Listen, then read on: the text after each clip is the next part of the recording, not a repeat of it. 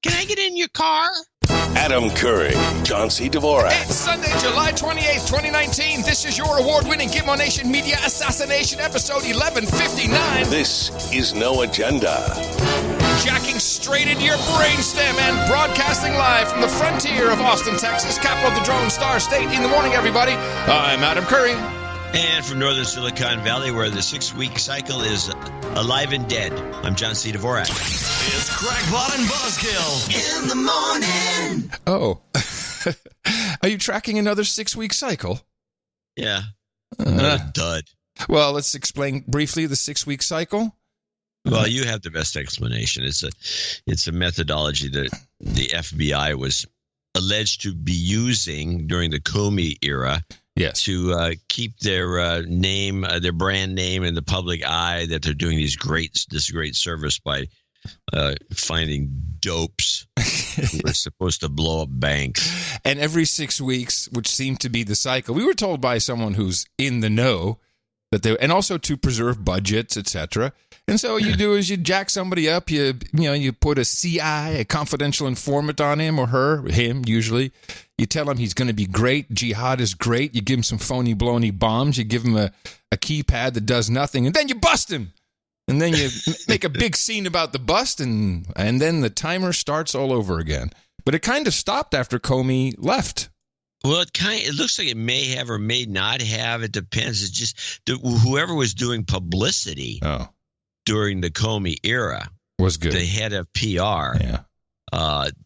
That guy or gal, to use the pejorative, that person left, I believe, or something, because they still do these things every so often. It gets maybe one network will pick it up. Maybe nobody cares. Here's what I envision. Here's what I envision. Comey left, and there was a transition document. You know, it's what you do when you leave. You type up the doc. It's like, okay, here's how we do the 6-week cycle, and they're going through the checklist. But they're just doing a checklist, so you're never going to get the professionalism of the person who was doing it originally. Yeah, exactly. Well, this reminds me of all companies. I noticed this in Silicon Valley. They'll have one or two real go-to people that kind of hold some little department together, but they do it in such a way that it's not really easy to document. And so when there's any sort of cutback, and there was a person at Apple that used to service the media and who just got fired because what does this guy do? I don't know. And there was this similar type person up at Microsoft. They got fired. Yeah.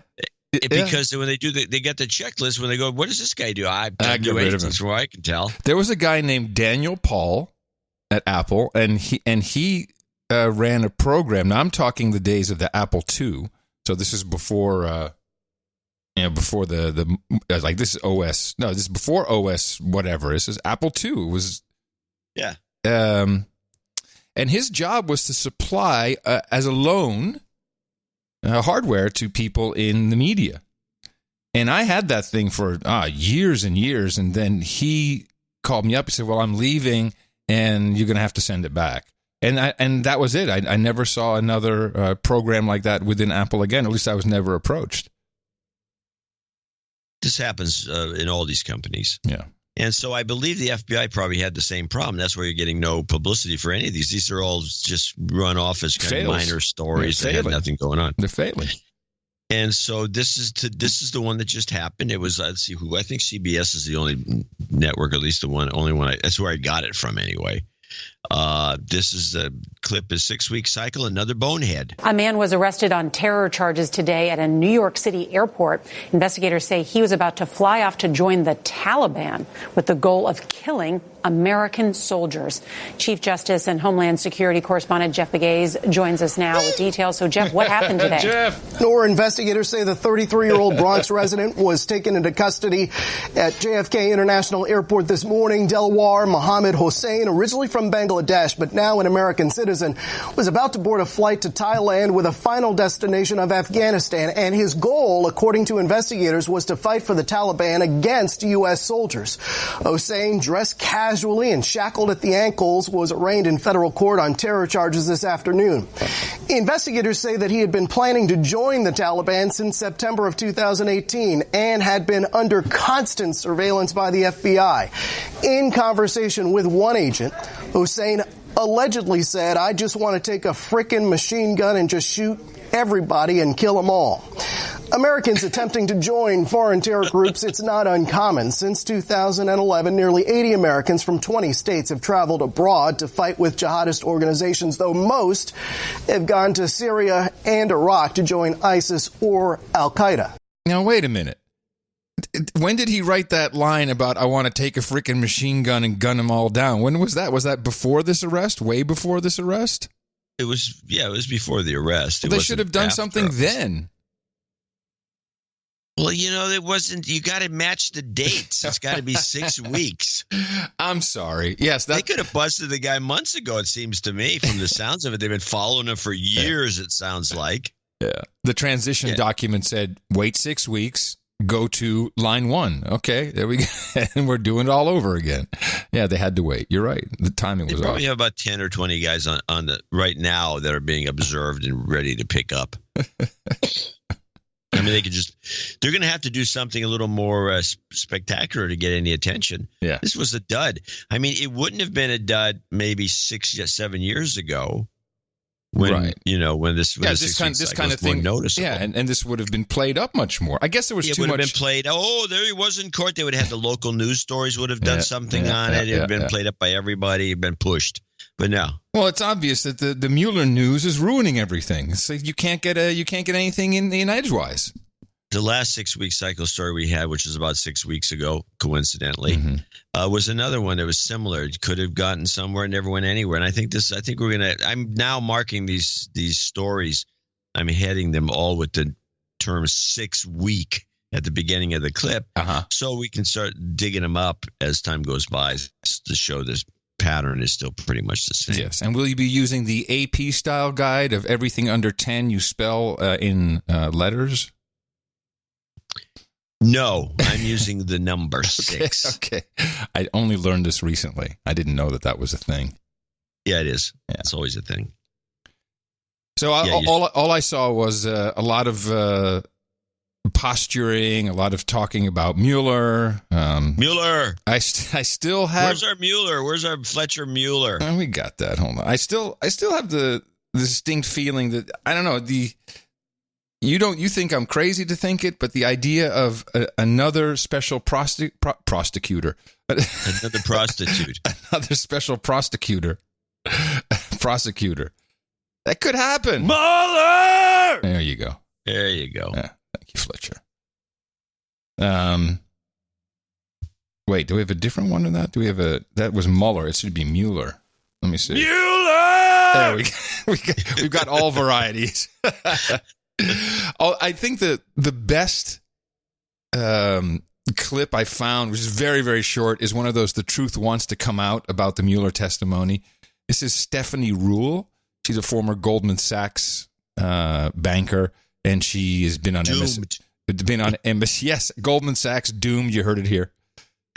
She's been on MSNBC in the midday slot with Ali Velshi, so their show is called Velshi and Ruhle. Oh, well, I watch this stuff all day. I watch MSNBC. I watch CNN. I do it for the show. Come on. I mean, you watch Democracy Now. Sedated. Well, there's the flower. Yes. So Stephanie Ruhle starts off, and I thought this was the truth wants to come out, and it was there. Democrats strategizing their next move after Robert Mueller's testimony, while the political. Did you hear it? Testimony. Yes. Democrats strategizing their next move after Robert Mueller's testimony. I love that one. Yeah, that's a gem. Testimony. Truth wants to come out. They just can't help themselves, can they? But there was a lot of nutty stuff going on. What did you get anything from the mainstream? Anything M5M funny about Mueller or Trump or whatever? I actually kind of skipped the whole Mueller thing for today's show. No, I got a couple things. Hold on. Well, maybe I have something. Let me look down the list. Well, I have.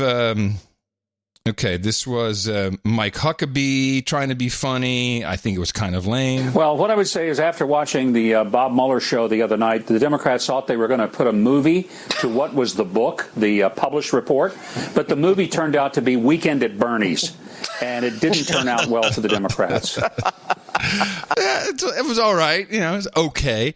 But Joe DeGenoa, I love getting clips from Judge Joe. Mumbling Joe. He was a U.S. attorney, and I guess he and his wife have a law firm together. They don't use the same last name, but they're always appearing together on Fox Business News, and they're all buddy-buddy. And by the way, Joe DeGenoa, I've found, has a very interesting past, which also connects to Roy Cohn and Epstein. He's no fresh newbie in the game. But he did agree with me on who had actually created this Mueller report. This was an ignominious finale, and I am happy for the country that they got to see someone totally incompetent, unaware, completely unable to respond to legitimate questions from both Republicans and Democrats. What this proved today was what we've said all along. This was the Weissman investigation. Andrew Weissman ran this from beginning, and when you see Bob Mueller in that pathetic display today, you know what happened. Weissman did it all. He made sure that Roger Stone was arrested in the middle of the night with SWAT teams. He made sure that Paul Manafort was put in solitary confinement in an outrageous display of prosecutorial vindictiveness. Bob Mueller slept through this event from beginning to end, and today his ignominious finale showed him asleep at the hearing. So there you go, Andrew Weissman. That's pretty much the only example I have of any M5M, and this isn't even the real Fox News, it's Fox Business News, anyone bringing up Andrew Weissman. It's not being discussed left, right, center, anywhere. Are they afraid of this guy? Start getting discussed. I think they're afraid of this guy. Oh, that's possible. It's possible. He's a badass. And he could be just a badass. Well, he brought down Arthur Anderson. That's pretty badass. Yeah, that's really, yeah. So maybe nobody is, well, it's like somebody like your buddy there who you always clip. DeGenoa, yeah. He's just a freelancer out there doing, so he's not involved in anything. Right. But the networks, if you're a badass guy up there in that position and you're one of the networks, you can go after any one of the networks. Yeah. The networks are very vulnerable. Yeah. So they maybe just to put the kibosh on it. There's your favorite word again. But is it kibosh or kibosh? You said kibosh. So I'm tracking. I said kibosh that time. Yeah, but okay. I will say kibosh. It's fine with me either way. To me, it's two different words. Yes. Yeah. But they mean the same? Yes. Okay, good. And they're spelled the same. And let me see. Yeah, that's another enigma here in our ammo belt. Yeah.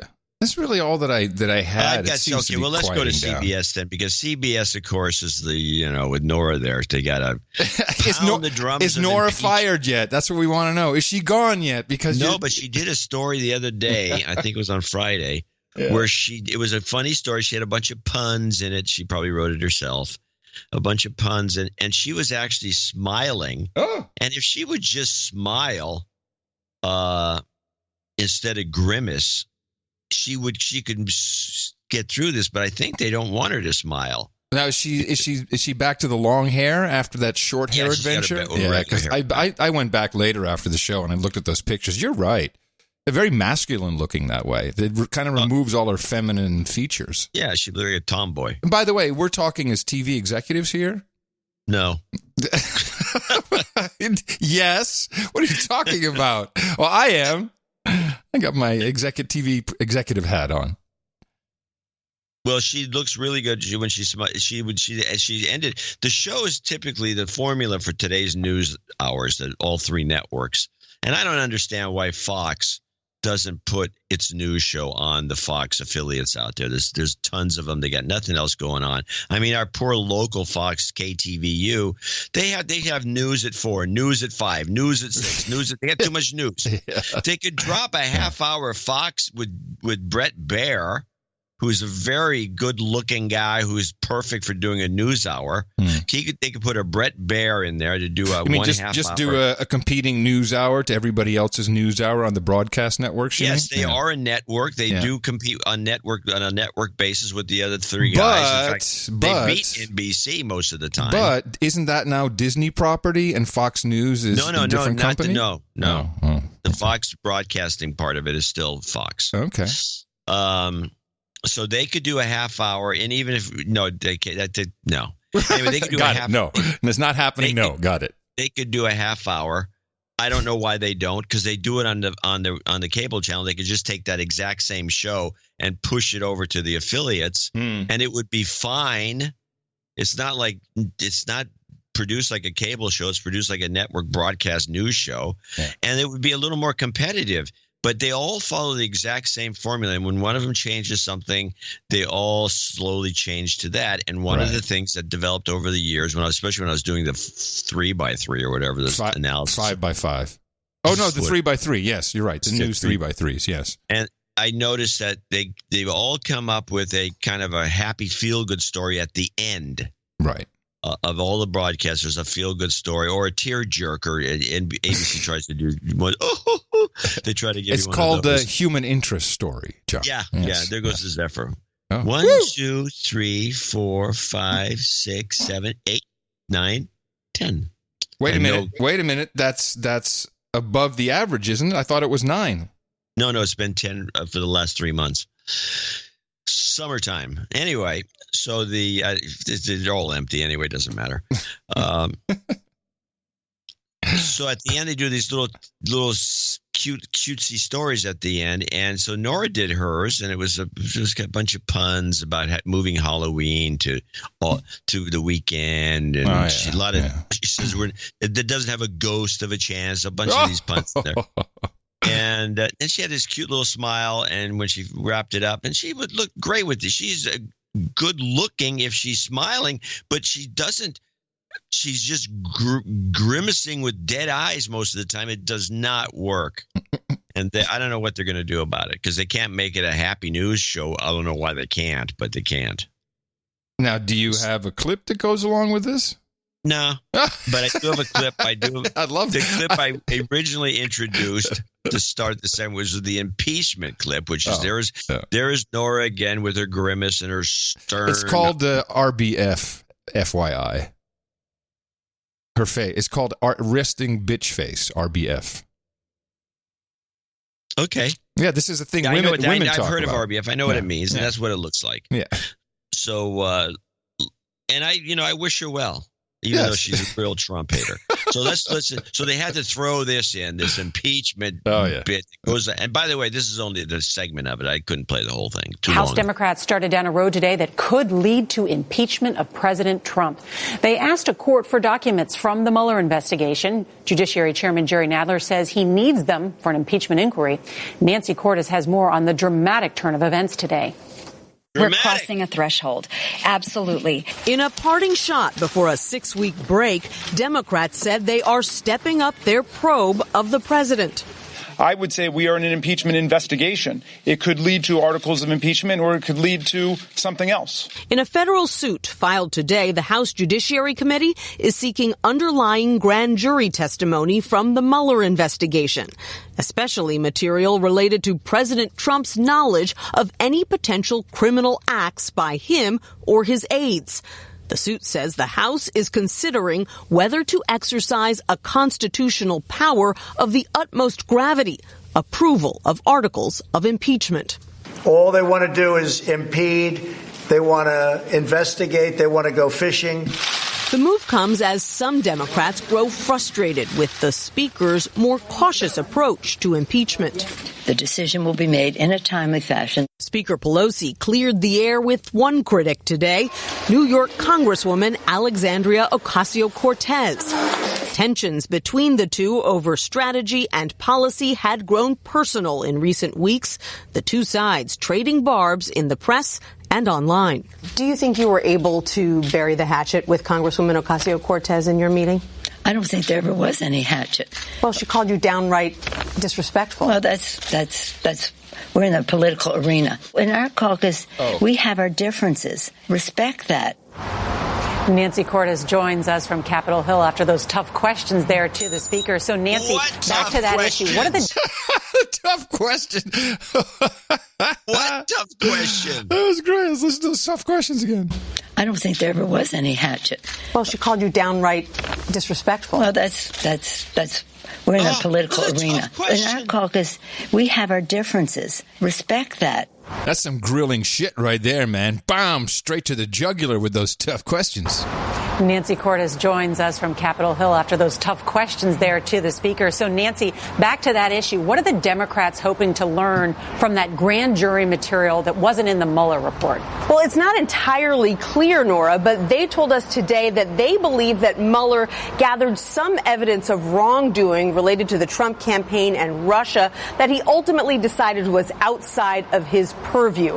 And they think that if they tell the courts that they are considering impeachment, that a judge will be more likely to grant them access to that confidential information. The president called Democrats clowns for even pursuing it. Isn't that kind of, maybe I'm misunderstanding, but isn't grand jury testimony, isn't that really like sacred stuff? It's really never supposed to be released because it's not cross-examined. This is all grandstanding. It won't actually happen. They won't get grand jury testimony. No, they're not going to get anywhere. This is just grandstanding, just to keep the waving their arms. CBS plays along. Right. They did have a little line at the end that I thought was funny. You kind of stepped on. You might want to play just the very end of that clip again because it's one of those things where they quote Trump and it really is kind of like a nasty quote and they just throw it out there. So well, Trump's an idiot to say something like this. Wrongdoing related to the Trump campaign and Russia that he ultimately decided was outside of his purview. And they think that if they tell the courts that they are considering impeachment, that a judge will be more likely to grant them access to that confidential information. The president called Democrats clowns for even pursuing it. Called them clowns. Yeah. I mean, it's just a little gem. Yeah. Well, he did. Yeah, I know. Clowns. Yeah, he did. You guys are clowns. And, yeah, well, you know what? They're right. And actually, I don't want to body shame, but if you put a red nose and a crazy wig on Jerry Nadler and some big floppy shoes, dude, he would look pretty much like a clown. Yeah, fat Jerry. He's got the perfect body type for it. So the point is that what I think they're up to here is they're trying to make the case and to get votes. It's a vote getting technique. This is all about getting votes for the Democrats in the 2020 elections, and this one is about because they keep saying it and they're kind of hinting at it in this story as it continues. They yak about it a little longer. They're trying to convince voters, the ones that hate Trump, that might not go out and vote, but they hate Trump, but they're not going to vote necessarily for a Democrat. Mm-hmm. But if you can maybe convince voters that Trump is going to be, if he doesn't get reelected, he's going to be arrested and jailed. They're pushing this narrative. Well, and for obstruction of justice, he's going to be if it wasn't for the fact that he's a president, he would have been arrested and jailed already. Yeah, even though Mueller, because it comes from the hearing, they've twisted this around. I couldn't even bring myself to clip it. The twist, what they did is, clearly, if he was a citizen, he would have been arrested, which is the thing they repeated over and over and over in the hearing, to which Mueller always said, no, I wouldn't characterize it like that. He actually had to start the second hearing by literally correcting a bad answer he'd given to Ted Lieu by saying, just so you know, he did not get I did not indict him because it's not allowed by the Office of Legal Counsel. He specifically stated it. But somewhere someone asked the question, if he were a citizen, private citizen, he probably would have been indicted. Yes, of course.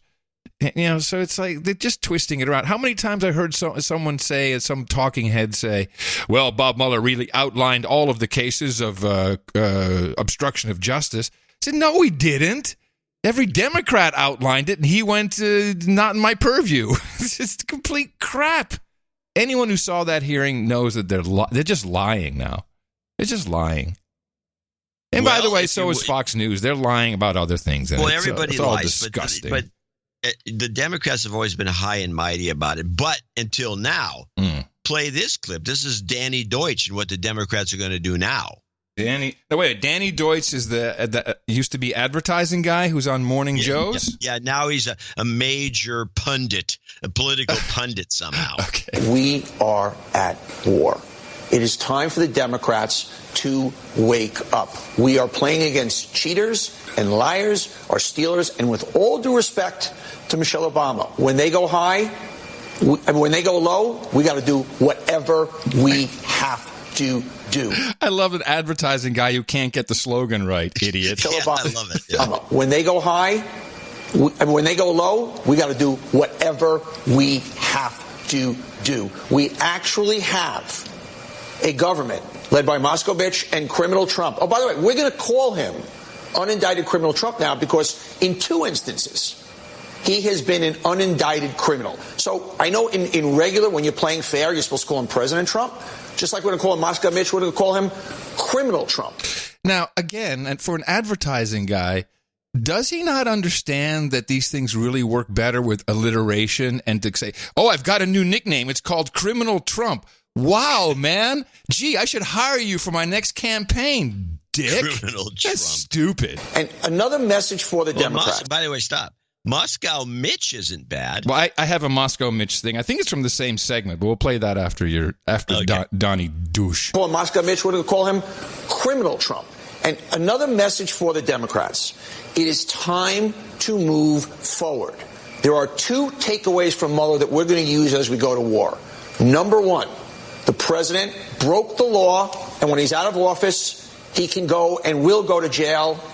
And number 2, we are vulnerable with our election systems. That's our 2 things. We may not have won the battle of impeachment, but we're going to win the war of putting him in jail, whatever we have to do. And we're not going to necessarily play fair. And for all the intellectuals out there whose hair is going to go on fire, but we're becoming like them, we cannot lose the next election. We will go back 50 years. So I got the segment before Donnie Deutsch came on and said this, and this was Joe Scarborough with Morning Joe with Mika, although Mika didn't get a word in edgewise. The whole thing was about 16 minutes long, and I guess that they came up with this. I think Moscow Mitch, you're right. It rolls off the tongue. There's actually a Moscow, Kentucky, where he's not from Moscow, Kentucky, but it's funny. It's Moscow Mitch because he blocked, we always got to say blocked instead of declined to take to the floor, the SAFE Act, which is the, I have the, let me get the, I think I have the name of it. Yes, here it is. The SAFE Act, it passed the House, H.R. 272-2, and it is the Securing America's Federal Elections Act, or the SAFE Act. And instead of just requiring, voter ID, there's this huge bill that has all kinds of stipulations as to how the voting machine should run, how it's supposed to work. And I think there's actually a lot of really valid stuff in there with the paper trail. The problem is that federalizes the election, and I don't think that's the idea. Yeah, right, because the states are responsible for the elections. And so the Republicans are saying, well, if you do that, then who knows what's next? So I don't know if they can get around. Anyway, Moscow Mitch, because the last statement Robert Mueller made in his 6-hour testimony was, oh, the Russians are ongoing as we speak. The Russians are hacking as we speak. Even though there's zero evidence, there's only evidence of server pings and port scans. There's no actual hacking evidence. There was one case where someone, and it turns out it might have been Department of Homeland Security, got into the registration database, but not into the voting machines themselves. And above all, I'm pretty sure that no one wants to change the voting machines. Everybody's got their favorite manufacturer in their state, and they've got it rigged or not the way they want it. So no one really wants to change that infrastructure. It's all set, and it's like, just leave it the way it is. But now, of course, that means that, and it's a big setup, and I hope the president sees it. If he wins, it'll be because Moscow Mitch rigged the elections through the Russians, and this is what they're going for, and that's how once again Donald Trump won thanks to the Russians. Here's the Moscow Mitch. He could not stop saying it. This is a montage. We remember back then, the warnings came, but Moscow Mitch, that being Mitch McConnell of Moscow, Kentucky, Moscow Mitch, Moscow Mitch, Moscow Mitch, Moscow Mitch, Moscow Mitch, Moscow Mitch said, it's a hoax. Moscow Mitch calls it a hoax. Moscow Mitch says it's a hoax. There's an oligarch that I've read is going to be setting up a big aluminum plant in Moscow Mitch's home state. I don't know if that's it, but how can Moscow Mitch keep denying that Vladimir Putin continues to try to subvert American democracy? I love that you're calling him Moscow Mitch, because frankly, it's a continuation of something that you. What am I supposed to call him? Cocaine Mitch? He's not. People call him Cocaine Mitch. Maybe, I don't know. Maybe he's right. I mean, he's only Cocaine Mitch if he's running cocaine to Moscow, because he's Moscow Mitch. Okay. Wow. That'll stick, though. That'll stick. Oh, I don't know. I like it. It's not that interesting. I mean, the thing with criminal Trump, it's like a takeoff of crooked Hillary. Yeah, it's no good. That's going to stick. But the problem, there's a liability issue here with slander, which is you can't call somebody I believe, I could be wrong. I think you can call it. I think you can call him crooked, but you can't call him a criminal, because a criminal is a result of a legal action that was taken, and they were found guilty of a crime. Right. You can't call someone a criminal without running into slander and libel issues. And he's doing it just openly and could find it. I don't know what this status. I think maybe with the president, because he's such a public figure, you can get away with it. I think so. It's skating a little bit on. This is not. He doesn't know what he's doing. No. That, to put it mildly. No. So we've been looking at I don't know if you were, after we talked Thursday, if you saw any of those videos in Brooklyn of the residents of that Brooklyn neighborhood pouring water on the cops. No. So you still haven't seen that, huh? No. Okay. But anyway, it was happening, and it's happening multiple times. And over the weekend, in that very same neighborhood, there was a block party, this is not just some, casual block party. It's been going on for over 50 years. But it's in this neighborhood, and lots of people come to this block party, and there was a shooting, 11 injured, 1 dead, another one possibly might die. Now, the cops did show up for that, but I'm not quite sure what it says or what it means, but I found the coincidence interesting. And then I got an email, because I was very curious. We talked about on the show, why is this happening? Why are people disrespecting the cops in their own neighborhoods? And we got a nice note from one of our producers. Adam John, I'm a producer, devoted listener. Thanks for the great material. My husband is a retired NYPD police officer. I wanted to share his thoughts on the water dumping on cops phenomenon. Now, my husband retired right at the beginning of de Blasio's term, and he was going to stay another 5 years, but de Blasio had already made the job difficult. They were starting to face people throwing batteries, bottles at Black Lives Matter protests, which he had to work at often. When he and his retired buddies saw those videos this week, they were shocked. They could not believe, what they could not believe is the officers' reaction or lack of reaction. They couldn't believe that these officers did not defend themselves. They all agreed that when they were working, they would have reacted very differently in this situation and might have definitely got a handle on it. In my husband's opinion, these last 5 years have destroyed the morale of the New York Police Department rank and file, where they almost have internalized the guilt and hatred and do not know how to handle these situations anymore. De Blasio and the media have completely neutered them. Now, my husband's a 9/11 first responder and finds it peculiar how the NYPD went from being loved and adored by the public, and he worked in an area where a lot of liberals and even liberal celebrities lived in the aftermath of 9/11, to completely despised a mere 10 years later. And by the way, as you can imagine, he worked in a precinct that was extremely diverse. Many black cops, female cops, Hispanic cops, and especially gay cops worked with him since his precinct was Greenwich Village. He always had a female boss. In fact, white males were the minority, but you'd never hear that in the media. Anyway, just some boots on the ground info for you. So I thought that was an interesting backgrounder from someone who has boots on the ground and standing in the case. And then I called Mo. I called producer Mo, and I said, Mo, Mo's our American descendant of slavery, my only black friend. I said, Mo, what is going on? What is happening here? He says, and it kind of blew me away when he says this. Oh, so, this is being provoked, and it's done on purpose. And I said, uh-huh. He says, yes, the idea is to federalize the American police. And when he said that, I'm like, oh, of course, this was a big conspiracy theory when Obama was in office. He was talking about having a force, bigger than the army, and they would be on the streets. And this is something we discussed on the show in some detail, and then it never materialized.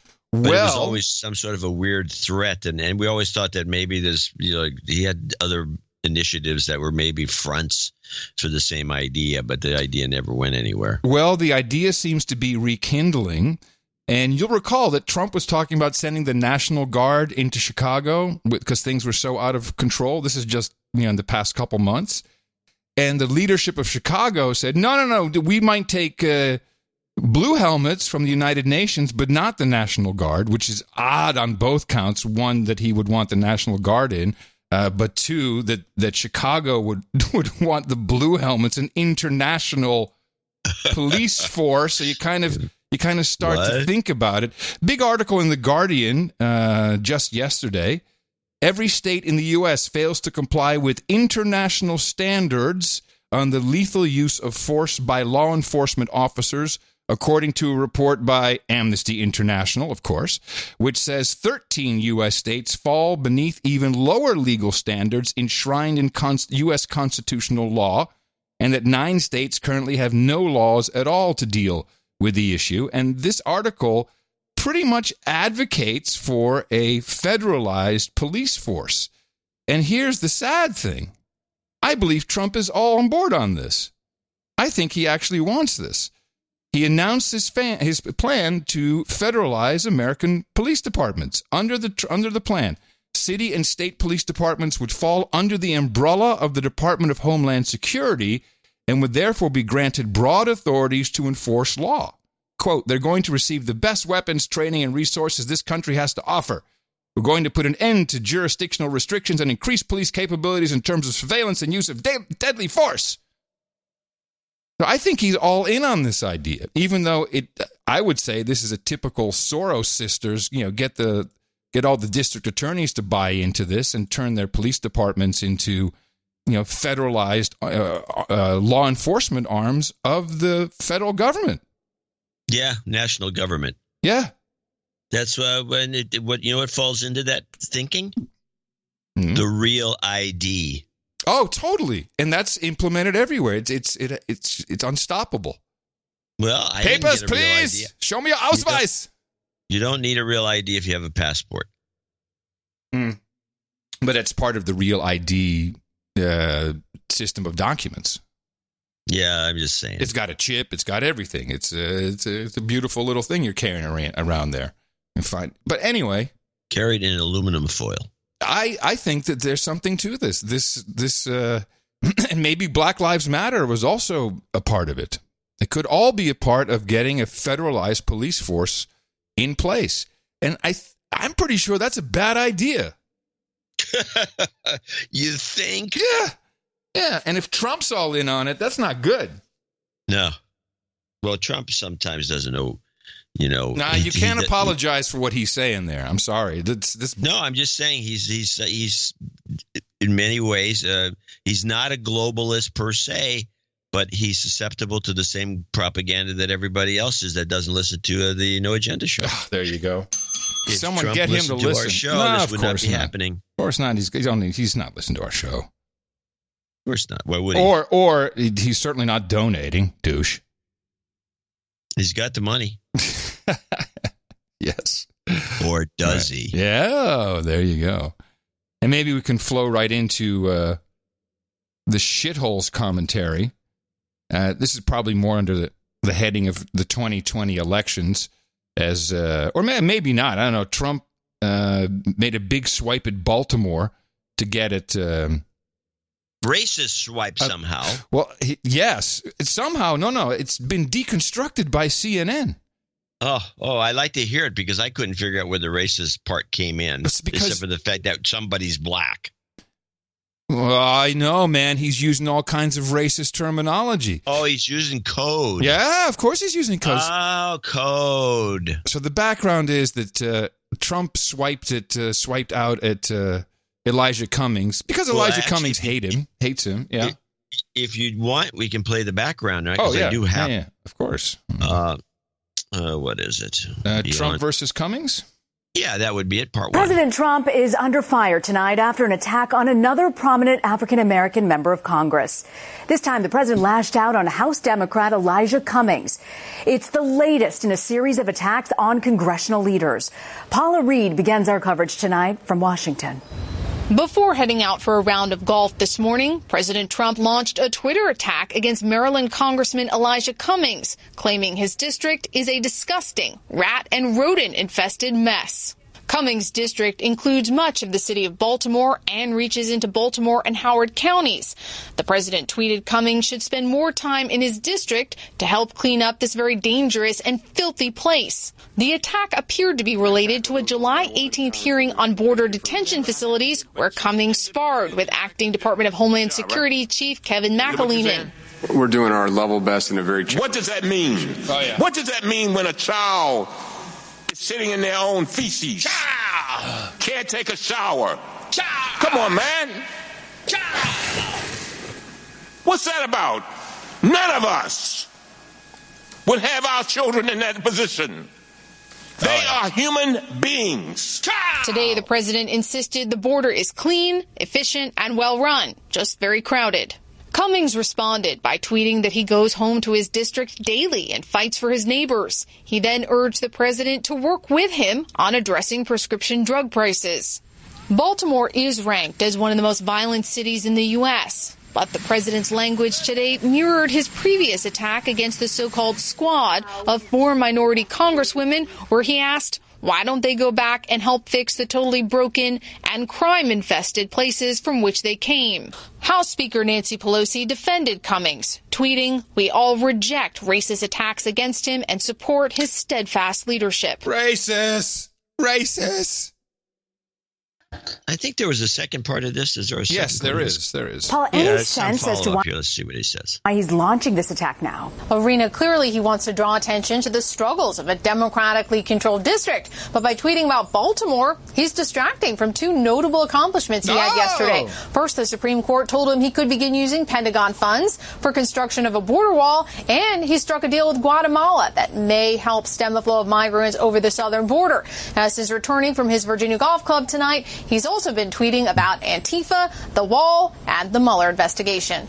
Wow, that was really interesting. They reversed it. And I know, yes. That was fantastic. So they reversed saying, he's distracting from these wins that he had. What? What station was that? That was CBS, and the way it works. Fire them. No, I don't think. I think you're wrong. I think the way it works is the following: you have to put yourself in the other dimension, at least for a split second, without going there. All right. It goes like this: this guy is so stupid that when he actually has a good thing happen for him, he doesn't care because he's such a racist. Yeah. Okay. Yes. But meanwhile, they just gave some information a lot of people don't know, which has been very underreported about the court case. They can say they reported it, by the way, right there. Yes, they can. And before I play the CNN explanation of why it's racist, another boots on the ground from producer living in Baltimore, Maryland. I love our producers. In light of some of the comments President Trump made the other day regarding the city, I wanted to share some of my experiences and thoughts on this. First and foremost, in a way, I agree with the president. While his comments were dramatic, as they usually are, Baltimore has unfortunately become yet another one of the United States' most terrible cities. There's a lot to unpack as to why, from the corrupt leadership to the extreme liberal policies of coddling, and yes, of course, our rampant drug problem. The community in which I live with my wife and kid is almost a perfect little place, just on the outskirts of the city proper, yet we have a continuous influx of major violence over the past year alone. 4 separate incidents of residents being held up at gunpoint since this summer. My house being broken into while we were home. Damn, you know it's getting bad. A continuing occurrence of drug dealing. You get the point. It is such that my wife and I are no longer comfortable walking down the street. I often don't sleep well during the warmer months, but probably due to some form of PTSD from the break-in. I can understand that. One of my biggest frustrations is that my neighbors don't seem to mind the violence. They complain when it happens, but then their liberalism or something else takes over and they decide it's not that bad, or since it didn't happen to them, it's not a problem. A lot more to unpack. If you wouldn't mind, I'd love to send you a series of small write-ups about what I'm seeing here. Of course, we love that. Also, if I sound frustrated, it's because I am frustrated and angry. And name withheld for work reasons. So it's probably on par with many other cities currently. Austin is on its way. Nice little tweet war we had going on there. You trying to send bums and hobos to Austin? No. Well, you're the one that encouraged it. If anyone didn't miss this, it was pretty good. I said some. I was going through my archives and I found some old pictures of Austin from 1999. It looked like terrible, terrible place. And we knew what you were saying with that. I was going to, before you jumped in, I was going to say, look how much it's improved. The next series of tweets. Bullshit. No, you jump in. The white man lie. You speak with forked tongue. I don't believe it for a second. You jump in before I had the chance. You jump in and show San Francisco today being a hellhole. Yes. And then it dawned on me, you're right. Yes. San Francisco is a hellhole, and Austin's beautiful. Homeless people, go to Austin.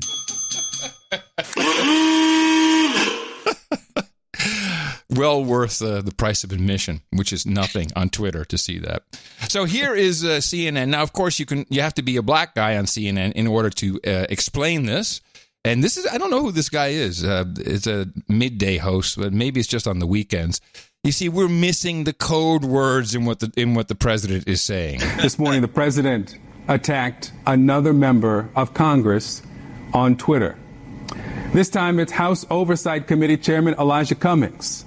He wrote this: Cummings' district is a disgusting, rat and rodent-infested mess. If he spent more time in Baltimore, maybe he could help clean up this very dangerous and filthy place. No human being would want to live there. Infested.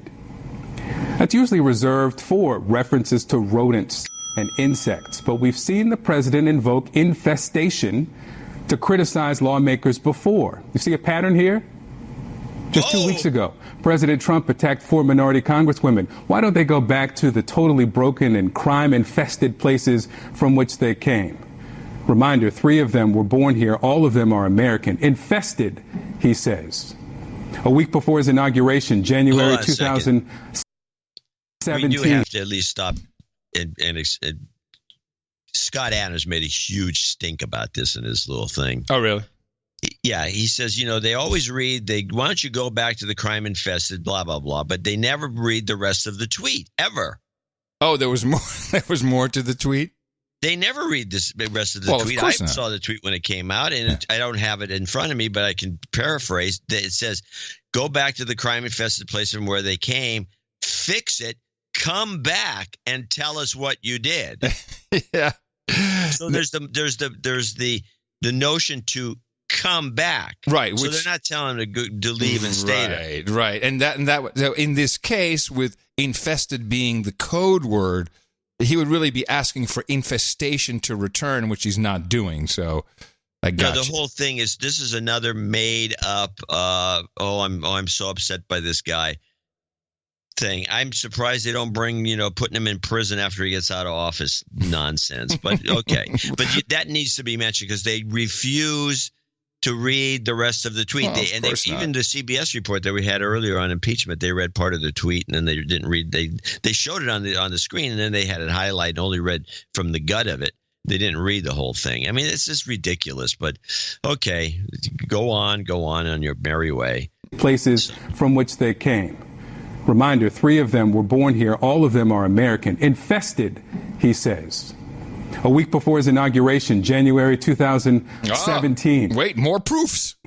Congressman John Lewis should spend more time on fixing and helping his district, which is in horrible shape and falling apart, not to mention crime-infested. Donald Trump has tweeted more than 43,000 times. He's insulted thousands of people, many different types of people.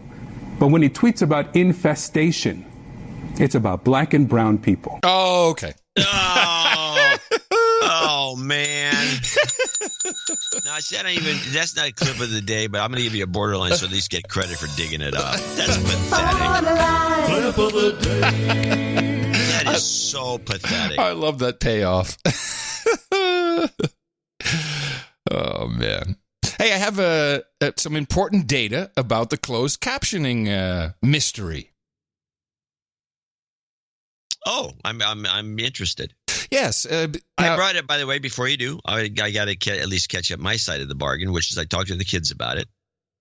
And they both say, well, the sound quality is so bad. Hello, sound engineers. The sound is so bad that you have to have it on sometimes. And so we're watching something the other day, and somebody says something. They go, yeah, what do you think of the Vazaba? And then I said, what did he say? What did he say? And Jay says, maybe we should turn on closed captioning. Well, the analogy is spot on, because what you conjure up with that, and by the way, almost everyone who responded and the number of people who are using closed captions today on movies and television, and that's really where it's most interesting to me. I mean, that people do it on, watching anime or other things, whatever. I'm really talking about you're watching television. Almost everyone says, I think the sound mixing is shit. Which would mean, now, when a movie goes to... I know what it means. It means the sound mixing is shit. Yeah, but I'm trying to draw an image for people. Yeah. When the sound is being mixed, you have, imagine a big mixer, and there's all your sound effects and your music and your dialogue. And to many people, and I guess it happened to you as well, I don't know if it happens often. I certainly don't have it very often. It sounds like the fader on the mixing board of the speech of the actors is too low. And I think that's what most people are characterizing this as. Now, for sure, although no one has written in with any real technical data of this being a rampant problem for everybody and an explanation as to why, or, is this not the default configuration that you get a good mix, even if it's 5.1 surround sound, you can hear it perfectly on a stereo set or in any type of situation? So I haven't received any of that, but I did get an email from quite an authority on the topic, and I'm talking about the auditory processing angle of what may be happening with people's hearing. And this came from producer Mariella. I'm going to read from her email. The young lady who wrote to you and John last year with my associate executive producer note about how the No Agenda show helped me to survive a brain aneurysm and 2 brain surgeries 2 years ago. You remember this nice note we got from her? Yes. She said, never forget, listeners, No Agenda is great for brain health. And, it was very nice, and she gave us a lot of credit, which we, of course, could not accept. But she says because of whatever we're talking about, it really helped her improve her brain health. Well, it turns out she has a lot of standing in this area. I am a speech-language pathologist and published clinical researcher in Oregon. While a graduate student earning my master's in communication disorders in the filthy and decaying Portland, I was a student research fellow in the Cochlear Implant and Research Lab at Oregon Health and Sciences University, one of the top health research institutions in the country. For 2 years at the lab, I led the experimentation and data collection at the National Institute of Health funded research study that was looking at the differences in auditory processing data between individuals with normal hearing thresholds and those with cochlear implants. Now, you can imagine my joy when I get this, right? Like, oh, okay, here's someone. And I have learned a lot about hearing because of my hearing aids and the research I did into that. And just to review, auditory processing difficulties is when your ear is perfectly capable of sending the signals into your brain, but your brain is not processing it correctly, and so you can't hear anything, certain things, and this is her direct field of research. In order to do this, I conducted several experiments that looked at various aspects of auditory processing in both these groups. The most important and relevant of those experiments was using an EEG machine to measure the auditory evoked potentials and latencies in the auditory brainstem's response to sound. Now, I'm going to explain what this means because I had no idea, but they can very accurately measure how you are processing sound. And the way it's done is with two little electrodes, which is scalp electrodes, and they measure, I guess, some kind of protein. And this is where it gets completely nuts. When you hear a sound, when they have the EEG, what is EEG? Electronic electrograph or something? I'll look it up. Yeah. It's been around for a while as far as I know. This thing is, it's not a very, it's like some hot shit new technology. They just put on your brain with a bunch of probes. The electroencephalogram. Okay. So here's what's cool about it. When you hook someone up to this with just two of these scalp-based probes, you can actually record the waveform of what someone is hearing at that moment, and it is in perfect hearing identical to the waveform that went in.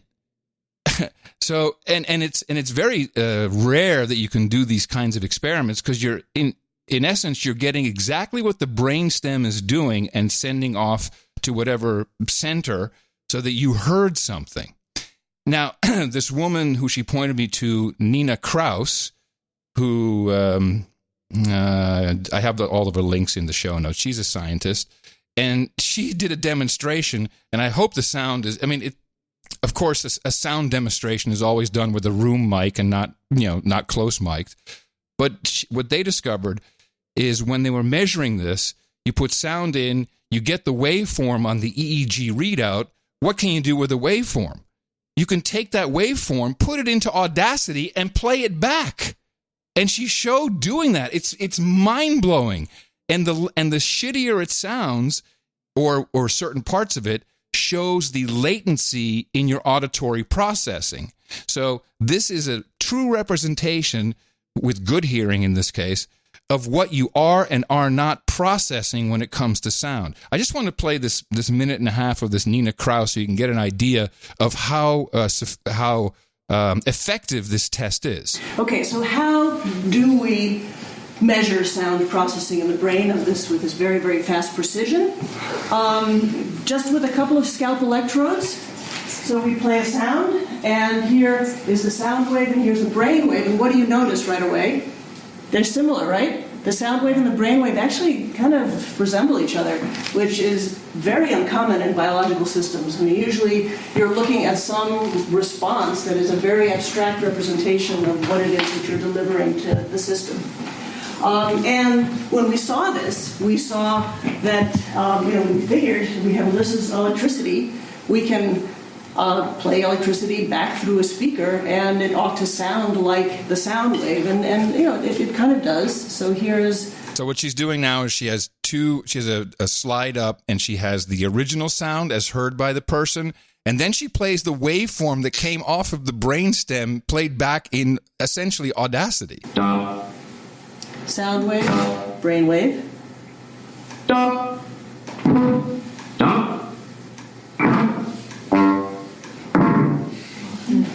scale and the brain's response to the scale.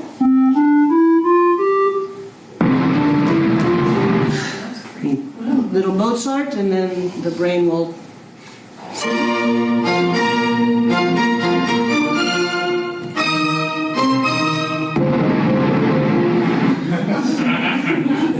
And my favorite.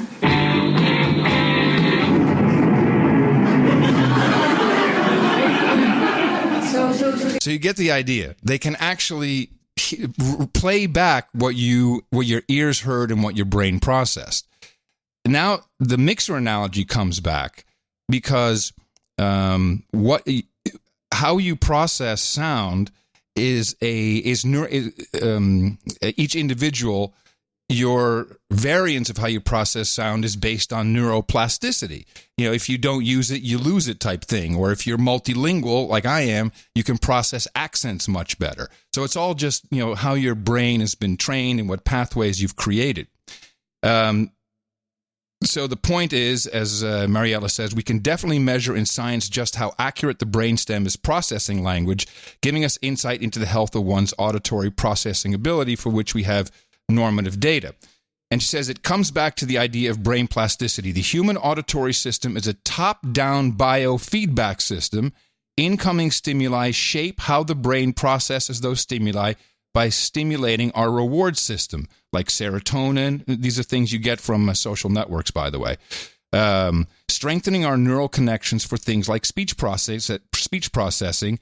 And the more exposure to those complex stimuli, the better the brain is tuned to focus on those exact stimuli. With that in mind, if this generation we're discussing are missing out on crucial opportunities to engage in communicative interactions in naturalistic contexts, such as one-on-one conversations with caregivers, friends, etc., it's a near certainty that over one's lifespan, that would decrease one's overall auditory processing ability.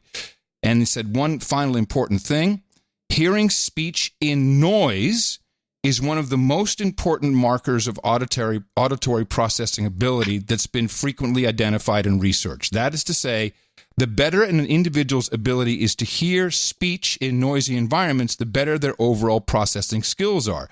This is because the part of our auditory brainstem's job is to block out competing stimuli. We developed this ability during the early history of Homo sapiens. Cavemen, for lack of a better term, were tribal and did not have language. In order to survive, they relied on filtering through the external auditory stimuli around them to determine if their environment was safe or dangerous. So I extrapolate this. I'm not a scientist, but I think that if the sound mix is off, let's just take that as a top-line given, everyone complains about that, and you start using closed captions, it is entirely possible that the ability to hear speech in a noisy or complex sound environment starts to diminish. And then you just may be stuck on closed captions forever. And I think that may be something that's happening. In fact, that was a roundabout way to go into Tipperary that I did not expect. Couple of things. Maybe. Doesn't account for it's fine. And I think the theory is good that what you're saying, which I wish you would have teased it better. What you're saying that is having the captions all the time is going to hurt you. Yeah. Because you're going to be you're going to lose that. Although in the fact of learning languages, you made the point the other day, which is just the opposite of this, which is you like how the Dutch would play their American movies with closed captions, and you could learn English a little better than the Germans who overdubbed everything. Look, I'm just telling you what I was sent. No, it's okay. I just want to get back to what I still want to get back to my problem that I had hearing somebody whispering on television. I think everything that you said there is fine, and I think it's probably correct. But I still believe this is all part of the Dolbyization of the sound. I think Dolby 5.1 is the real basic problem with the sound in today's movies on TV. Yes, I think it's screwed them up. I think it starts there, and I agree with you. I started with that. How many people do you know have a center channel, a real one? No, I agreed with you when I said that at the top and the close, that is the most common thing people complain about. Now, I think this happened to me, and I'll explain why, or this similar occurrence. For quite a while, when people would listen to the No Agenda show, your volume was low. It was about 3 dBs lower, 3 dog biscuits. Now, my meters, because you have to trust your VU meters, were showing the exact same level. And I was hearing you at the appropriate level, even though the recording was not the same. I think that what happened to me is I saw the meters, I saw they had to be the same. I believe that I was picking you out in I was moving up that slider on my auditory processing to put you on equal footing with my own voice. And it threw me for a loop. And then once we figured out that I was totally hearing it wrong and it was being recorded incorrectly, we were able to rectify the situation. But that could have easily been me just wanting to hear that louder, and I processed that differently. Or it could have been psychologically, some deep, deep psychology of you definitely wanting to get me down 3 to 4 dBs so you could constantly boom your voice over mine. Yes, that's what I think was going on personally. Because I hate you. Exactly. No, you just like your own voice better. Anyway, I want to thank Mariella and also congratulate her. It's her birthday today. So happy birthday. Is she on the list? Yes, I put her on the list. And before we take a break, I do have something very important to share with you. In fact, this harkens to your newsletter. You had a trifecta of sad animals today. I saw that was... you had the beagle, the broke beagle, sad puppy. You had the sad panda, sad cat. Sad panda, sad kitten, the trifecta. And we had already agreed we were going to try and use the elitist trick, which is to abuse children into making a plea for people to donate to the show. And we had asked, because if you have Greta Thunberg for the Green New Deal, we had these kids reading the horrible emails from the children who were caged at the border, ripped out of their mother's arms and jammed in a cage, forced to drink out of toilets. And it's effective and it works. So we need that too. Hold on a second.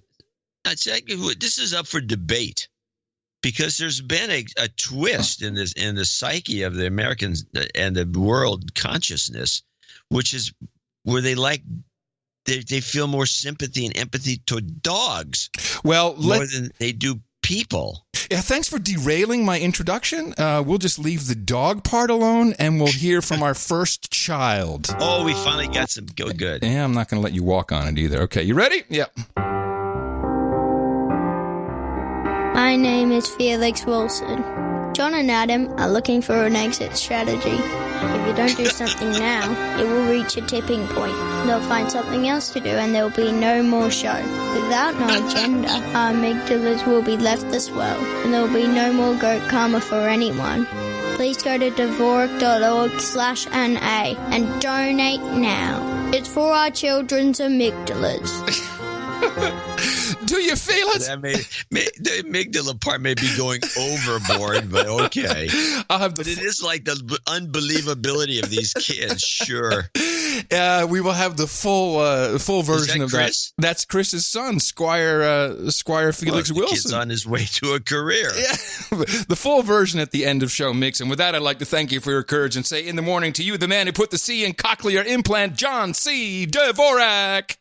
In the morning to you, Mr. Adam Curry. Also in the morning to all ships at sea, boots on the ground, subs in the water, and all the dames tonight out there. In the morning to our troll room and all the trolls who are occupying it. NoAgendaStream.com, where the trolls hang out. They do it live every Thursday and the second Thursday of the week, sometimes called Sunday. But there's always something going on 24/7. There's lots of shows. Go and check it out. Make an acquaintance. Ask for an invite to NoAgendaSocial.com. It's all in the troll room. That is NoAgendaStream.com. In the morning to the artiste we had for episode 1158, title of that was Taking a Mueller. And Mike Riley brought us, we just saw another beautiful piece of work. Is this now a third in a row from Mike Riley? I believe it is. So he's got the trifecta. He's got only the been 3 or 4 guys to do that. He had the bird with the camera lenses. Of course, the birds aren't real. We have learned that on the last episode. And Got a lot of good responses. It was also one of those beautiful, big, bold, colorful pieces that really works when people see that show up in their podcast app or wherever you get podcasts from, and it just invited you to click on it. And it's highly appreciated. It's part of our Value for Value network, where you can contribute in many ways. And Mike Riley did that in spectacular fashion. And you can as well, and can also see all of the art that our artists did at noagendaartgenerator.com. Thank you again, Mike Riley. All right, we do have a few people to thank for show 1159. Quite a few executive producers, all pretty much jammed in the same price category. It's kind of interesting. Joseph Finley at the top of the list with $333.33. And he has a note saying, ITM, gents, and troll room of jingle, Hillary barking, two to the head, don't raff, top raffing. Look at the juice. Your comments about no one reciprocating on the Snap stock triggered me. The newsletter said Sad Animals worked. I have made over $2,000 based on your tip thus far. There we go. Since then, I've donated 33% of the first $1,000 2 shows ago. Now I will donate another 33%. The value for value works, folks. Chip in. I love John, that. In your opinion, what's the ceiling on Snap? I don't do that. We don't give without a big disclaimer. And we don't do stock tips. We just notice stock stuff. Tips. You have to pull the stock tips. You can figure it out. Yeah, we don't do that. Or DvorakHorowitz.com.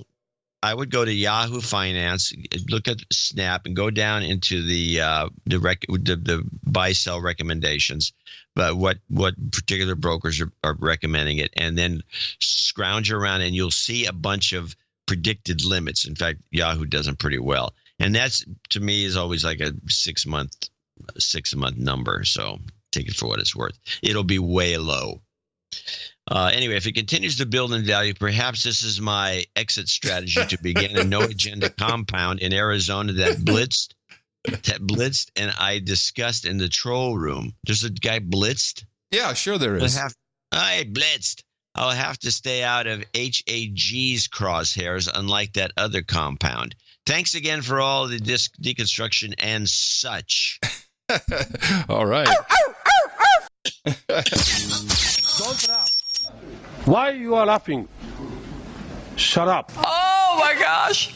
Can you see that juice?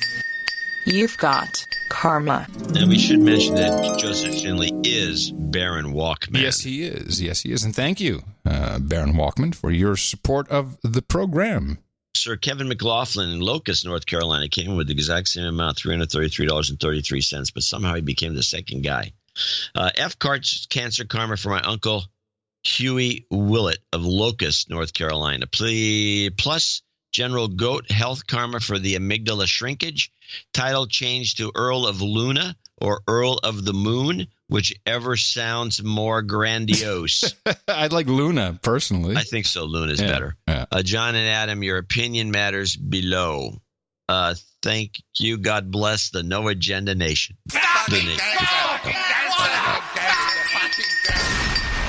You've got karma. You got to dig up your little jingle. Bomb! News bomb! I was ready for it this time. Yeah, I noticed. That's very unusual. Oh, I've been doing that for a while now, but you just notice it now. Is that right? Yeah. Okay, onward.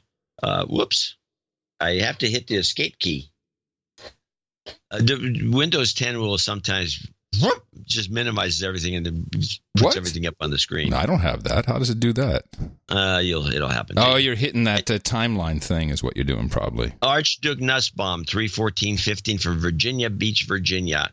ITM, Adam and JCD. I'm at a halfway point of a 10-day stint on Cipro. Woo! Wait a minute. Isn't that if you have a bladder infection?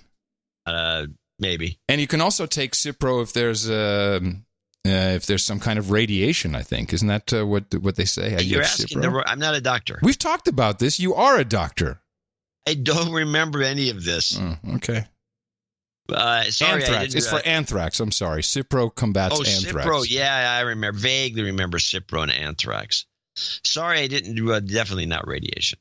That's iodides. Yes, no, it's anthrax. You can get those from the Seed Man. Sorry, I didn't respond fast enough when the backup was called for on Thursday. He's just writing in to apologize. Yeah, well, that's very kind, and I did want to add to that after the show, 6 people had recorded the live stream. And it blew me away because usually he wasn't there, Martin JJ, and he usually has a backup. And I think there were probably more, and I really appreciate people who do that. I think they're also doing it just to record all of our banter and stuff before the show. And I want to have some exclusive material. And people like that. Maybe. They like that. Maybe. Anyway, it's nice to know. And thank you, Archduke Nussbaum, for having a recording going, and also, of course, for your support of the show. Next on the list for $300 is Sean Klunk.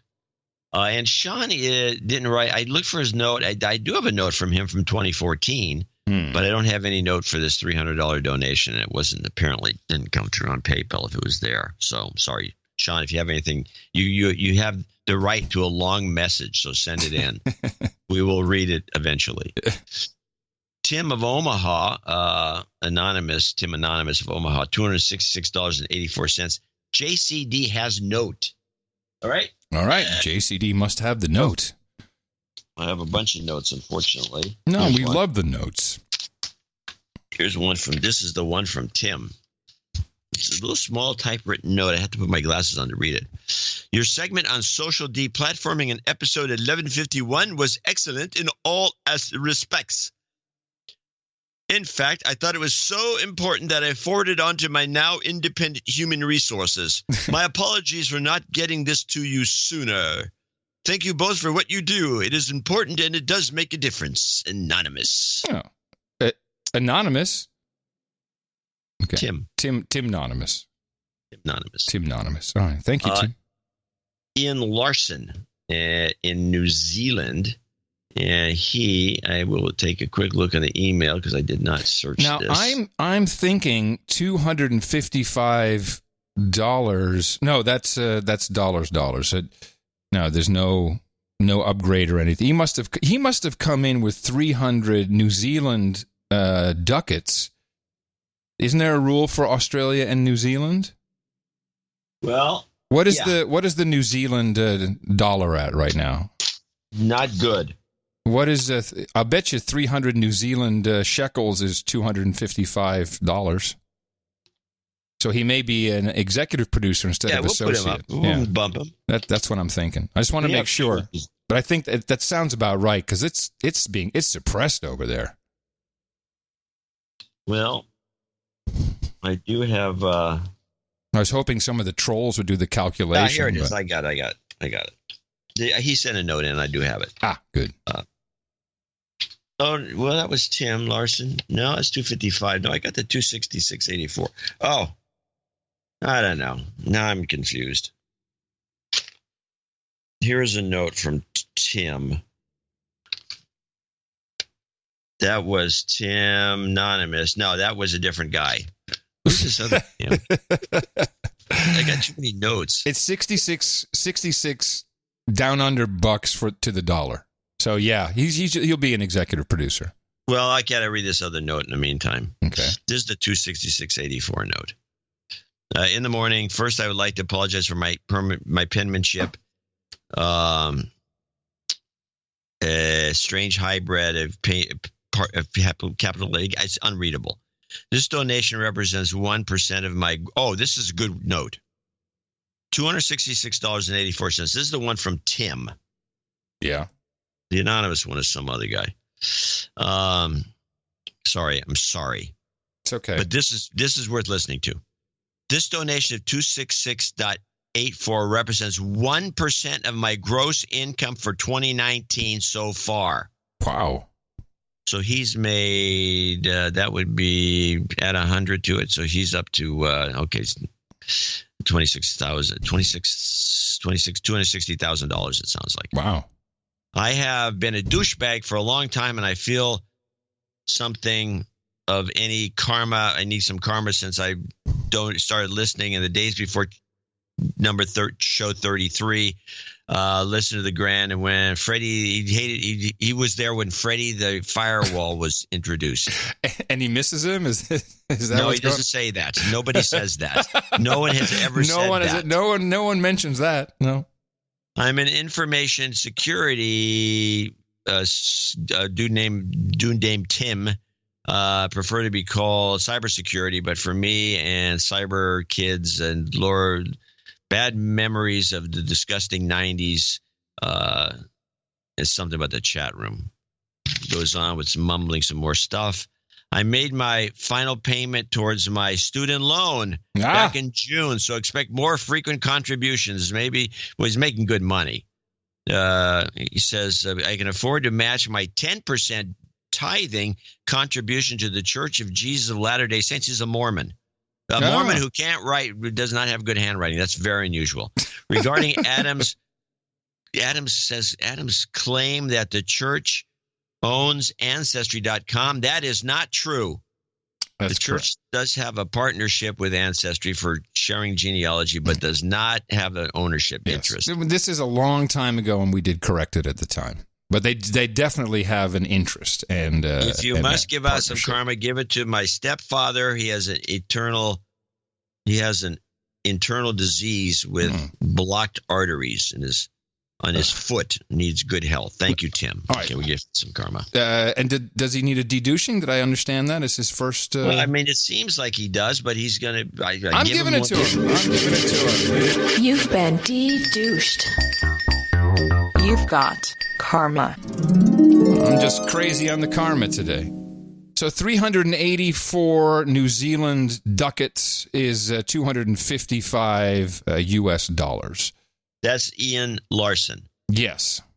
Now, that didn't come in as a check, so that came in PayPal, and I do not have anything for that. Okay, but we'll make him an executive producer, as that is the rule for Down Under dollars. Right. Okay, good. Brother. We pronounce that in the Netherlands, we call it Dodi. Oh, Dodi de Jong? Dodi de Jong. De Jong in Roosendaal? Yeah, Roosendaal, exactly. Roosendaal? Yeah. That's the one.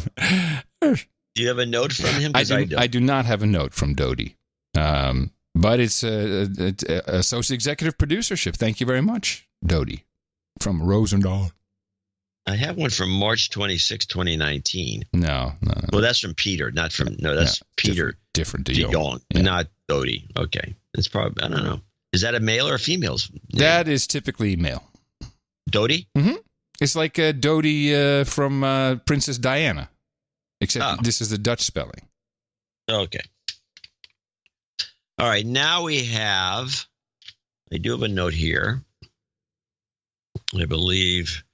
Yeah, this is just a quick note. Thank you. This is Scott McKay, and Mackay, St. Mary's, Ontario, $237.59. I believe this is also $300 in Canadian, because this is Canadian money. We're really. Oh no, wait, he sent it in $230. No, it's not. Never mind. It's not. It doesn't go up. It goes down. So $300 in Canadian would be, it doesn't go up. It's the same thing with our New Zealand guy. It doesn't go up, it goes down.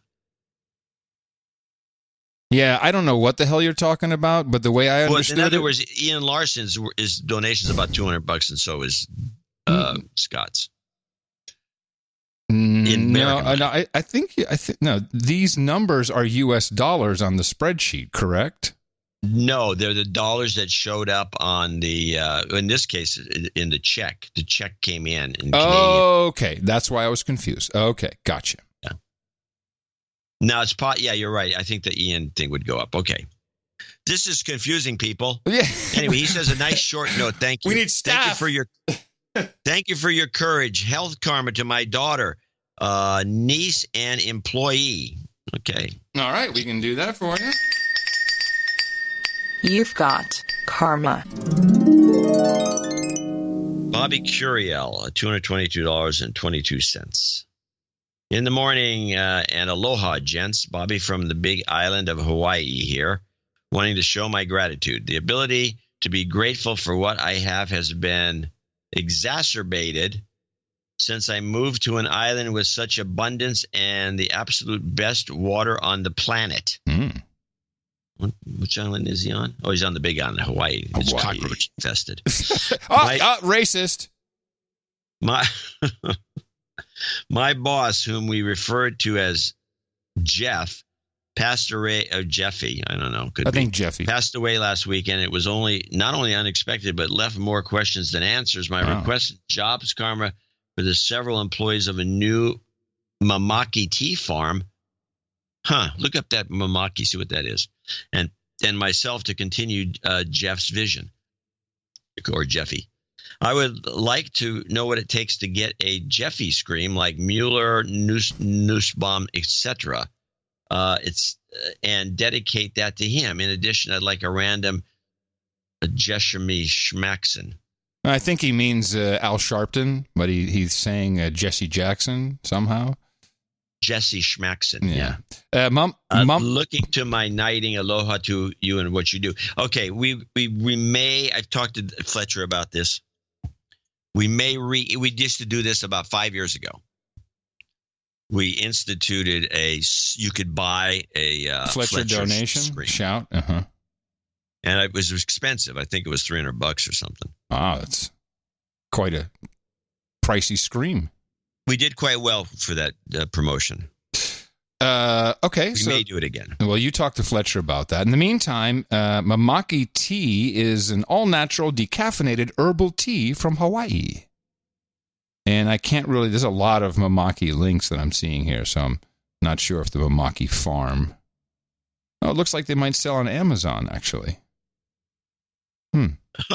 Yeah, interesting. Oh, you learn something on this show. Every single day we learn something new. I love that. Okay, so he needs a little bit of Rev Al and a jobs karma. Thanks Good evening, to Rev. you, Ed. Is this Groundhog Day 2? We are watching that was Attorney General Eric Holder ABDs about some Republicans at home are already beating the drums of war. Today, the Pentagon refuted that claim. And he said the American people do not want him to, quote, dwindling. They do not want him dwindling his thumb. Jobs, jobs, jobs, and jobs. Let's vote for jobs. You've got karma.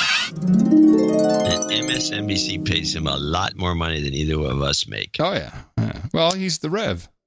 Bobby Curiel comes up next, $222.22 in the morning. No, that's we just had Bobby. Oh, I'm sorry, we just did Curiel. He was the one in Hawaii. Aloha. Mahalo. Jip Vandenhovel. Oh, Yoop. Sales guy Yoop. Sales guy Yoop. Oh, man, I haven't heard from him in a while. Yoop in Marson. Yes. Marson. You got it. Marson. You nailed it. For over 13 years, I've now been listening to both DSC and No Agenda. You still doing that? No. Via the shows, I get in touch and meet many nice people. The last Ultrek meetup was great as well. I brought my 14-year-old daughter along, and this is the meeting we missed, along, and we had quality time together. Valuable talks on many different topics, and she met a group of people who were open-minded and have the ability to converse respectfully.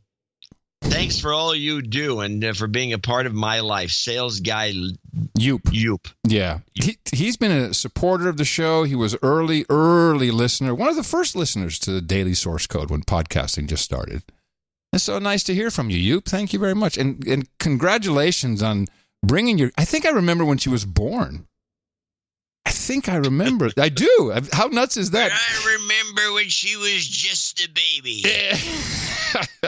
Let me give you some karma there. And, consider having your child do a sad testimonial for us. Well, she's a little old. Okay. We need like 10-year-olds, not 14. 14 is just a mature woman. Okay, John, we'll cut this part out of the show. Well, I'm sorry, I don't mean it that way. You've got karma. What are you doing? Whoa! The Epstein segment is next. We're not there yet. Give me some room. Well, she'll appreciate it. Of course she will. Sir Patrick Comer, $200. Best line from the last show, he says. We don't have a felon in the White House. We have a dementia patient in the witness stand. Another zinger from the No Agenda Show. Yeah. We're so... that was your quote. Oh, really? Oh, well, there you go. We're so underappreciated. Well, as artists. We don't see us in the quote books or AZ quotes or anything. We got plenty of material. Yeah. It's unbelievable. Oh, well, true. At least we have our great group of knights and our great group of producers and executive producers and producers for the No Agenda Show. And we want to thank the execs and the associate execs for helping us in show 1159. Yeah, and these titles that we hand out, that's not just willy-nilly. They're actual entertainment titles that are recognized internationally.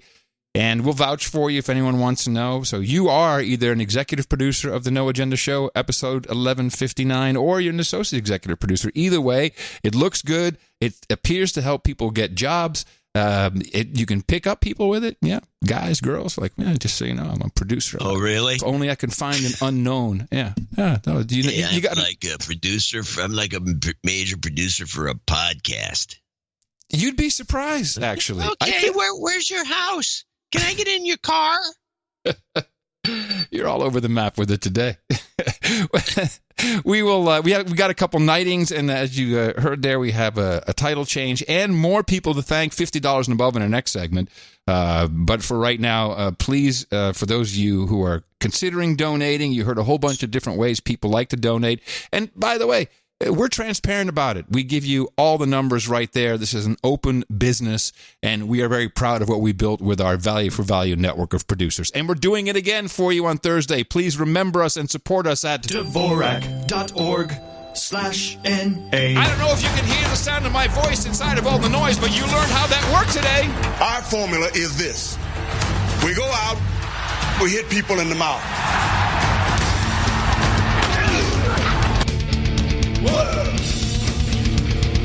Green, beautiful cash. Shut up, slave. Shut up, slave. Whew. Oh, maybe we should do a little Brexit. Mr. Bo Johnson. Mr. Bo Johnson. It's kind of a general UK jingle we have now. I'm liking it. Mr. Bo Johnson. You know that's Sir Chris Wilson. You know, the guy's unstoppable. He is. He's unstoppable. I need to go to Australia, if only to meet with him. You guys can produce some material. Oh, you're right. So just, the Keeper and I are talking about it. We really want to go. And it's on the books for as soon as we can. But yeah, I can just imagine. We need 3 days just to hang with Chris. We could probably produce some stuff. I'm sure you can get some people to come by. I mean, you get Sarah over there. She wants to do some voice work for the... Really? Dame Sarah Harris, the famous Dame Sarah? Yeah, this is the famous Dame Sarah famous. Harris. She's famous. She's very famous. I know. She's super famous. She runs that morning show. I think we even had a clip of her doing something silly. And these days, she even tweets at us from time to time, which I find... I'm like... She does. Yeah, but that's risky. She's risking her reputation. I think in Australia, it's not the same. It's not the same. Our reputation. Besides that, you just tell them to sod off. It's already shot in Australia. It's like, whatever. Yes. Okay. Right. So what you got? Because I teased a little Brexit chit chat. Yes, that's why I started it off in the newsletter, and I ended with nothing. Well, what? I don't have clips per se, but there are a couple of things going on. First of all, in general, the expectation now is that Boris Johnson, the new Prime Minister of the United Kingdoms of Gitmo Nation East, is driving hard towards a no-deal Brexit, and they're operating as such. He fired half of the cabinet, I guess, and he's rehired everybody, and they're bringing them in. They're turbocharging the no-deal Brexit, and in a surprising move, well, maybe not to us, he has hired Dominic Cummings as a advisor to the Prime Minister. Dominic Cummings, featured in the movie about Brexit, This is the guy who drove the. That was the guy, the make it happen guy. Yes, the guy with the algos, the guy with the face bag material. Smart idea. Yeah, so we hired him. I guess he's going to be he'll probably be doing marketing and PR. It is seen as not just controversial, it is dangerous. How's it dangerous? Well, today it was confirmed that Dominic Cummings has been officially hired by our new Prime Minister as an advisor in Number 10. The BBC's Laura Krusenberg tweeted that the appointment was controversial. But it's not just controversial, it's dangerous. Even more so than Boris Johnson becoming Prime Minister. This shift in tone... How's it dangerous? I'm getting to that. This shift in tone leaves liberals like me, and this was from The Guardian, in no doubt we are now in a battle for the very future of our democracy. Here it comes. Let us remind ourselves of what Dominic Cummings stands for. Dramatic music. Made famous for masterminding the Leave campaign, immortalized by Benedict Cumberbatch in a Channel 4 drama. This is a man who commentators describe as either an eccentric or evil genius. He's responsible for the iconic £350 million a week bus slogan, the lie that Turkish immigrants were ready to join the EU and flood our borders with kebabs and cheap labor, and fined by the Electoral Commission for illegally spending in the 2016 referendum. Lies are his currency. At his own admission, accuracy is for snake oil pussies. So that's apparently his own admission. Well, maybe it was in the movie. Snake oil pussies. Yeah, I don't know. Now, so I have a kind of a boots on the ground report from our friends in the UK, who's Mimi's best friend, Teresa. And I've never heard of Teresa. A super famous rocker that is known for his harmonica. And Bob Dylan? Mitt Gaiman. He used to work with Ian Dury and hit me with your rhythm stick. Hit me slowly. Hit me quick. Yeah. So the word over there is that Trump is studying the NHS closely to bring it to the United States. Huh. Yeah, that's what I said. That's exactly what I said. Really now? Huh. Really? Yeah, really. And then it somehow gets convoluted to add an additional little dimension to it, which is somehow he's also going to take over the NHS in the UK. Because you see, and I'll say that you see, him and Johnson are like tight. They're really tight. Everybody knows that the two of them are just hanging out all the time. Yeah. Even though I see no evidence of this. And they're gonna kind of sell out the UK to the United States in one way, shape, or form. By taking their NHS?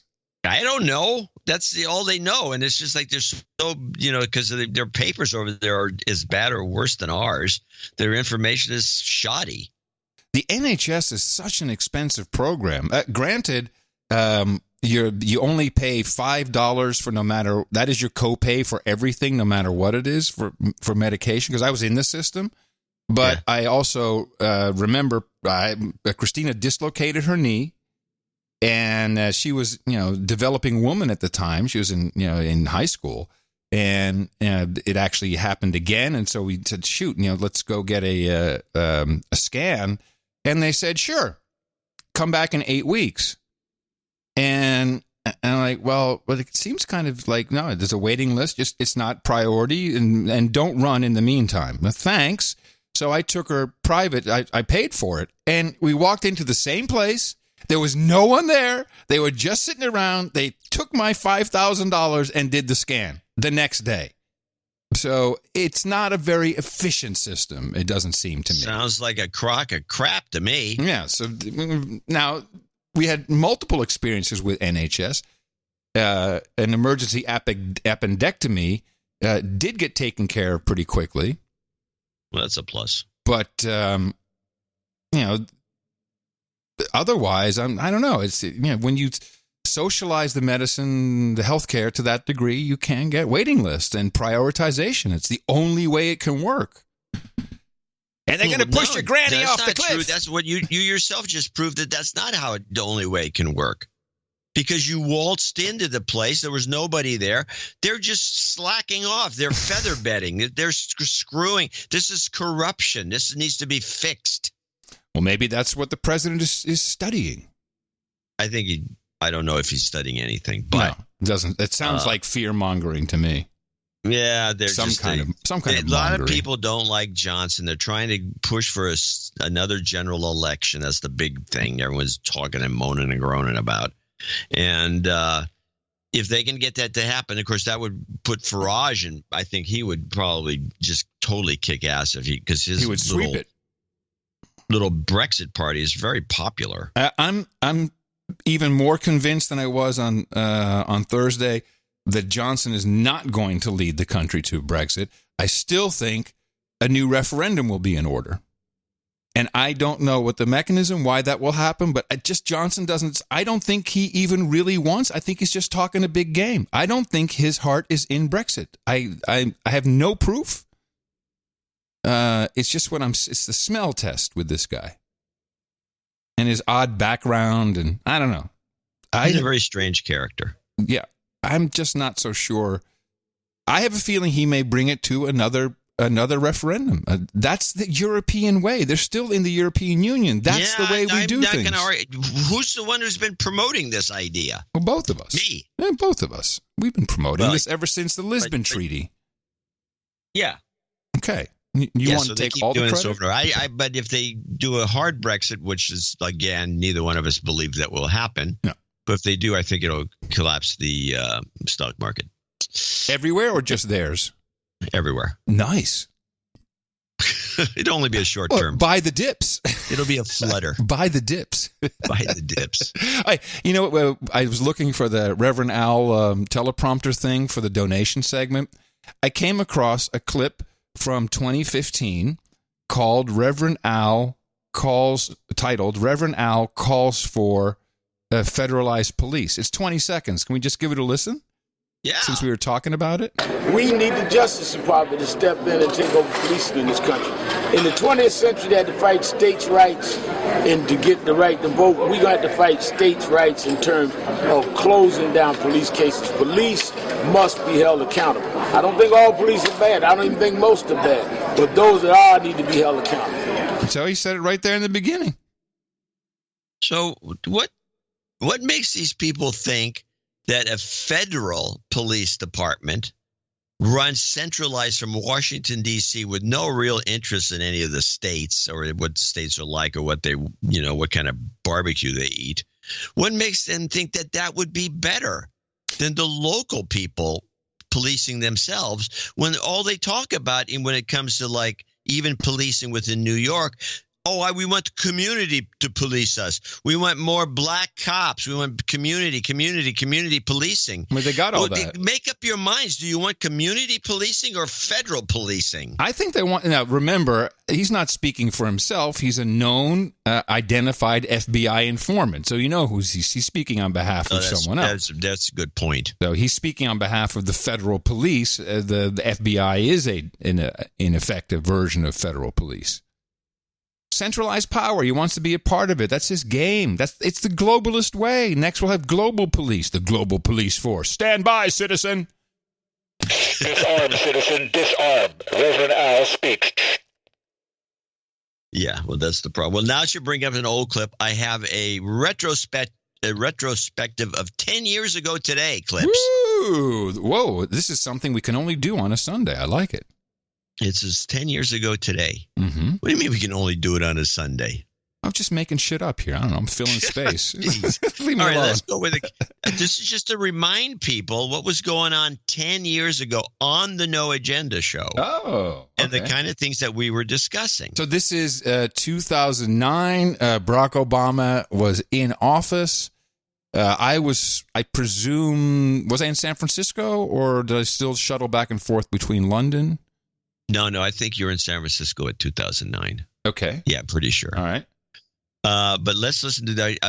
I'm going to these are mixed up different. We'll first start with the top of the list, which is the swine flu was a big deal. This, by the way, was the measles year too. But they also had swine flu. If you remember, we poo-pooed the whole swine flu phenomenon as some sort of scam. We didn't know what it was. But let's listen to a clip. It's the no agenda swine flu minute. They should stay home from school for 7 days at least if it looks like they have swine flu. And people who are sick should actually wear masks at home. Also, wash your hands often and sneeze and cough into your sleeve, not your hand. Vaccines are also going to be available, but you must get one for the seasonal flu and a separate one for the swine flu, which is 2 shots. We'll be gearing up for on-site vaccination programs in probably about 40 schools in Contra Costa. We'll be doing drive-through vaccine programs for the public in shopping centers beginning in November. In the meantime, the health departments are working with each other and the school districts to track absences. If another kid gets it, then we'll just bring him home and he'll be fine. I think a lot of the media, could you put that back, right? And a lot of the media around it has been around the fear of what it might be as opposed to what the flu turned out to be.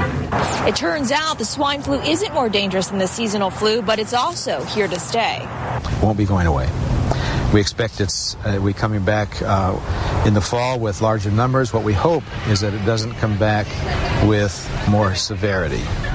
Lisa Chan, CBS 5. And wash your hands after touching any raw meat. Now, did you hear that in there? Which part? It's here to stay. So every year the swine flu is here. Oh yeah, and where is it? It came and went 2 years ago. No one even talked about it. Yeah. And so I had it. I had it. CBS report. Hey, remember, Thank you for the I news. had it. I had the swine flu. You recall?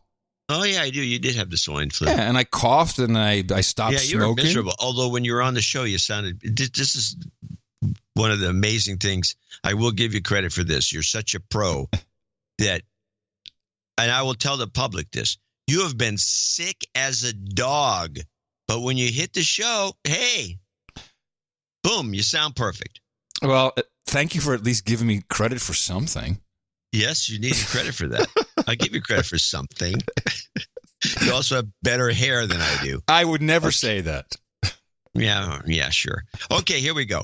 Now we're back in 2009. Tell me if this joke, this kind of homophobic joke by one of the great liberals of television, who could even be told today by anybody, with everybody, not especially somebody like Trump.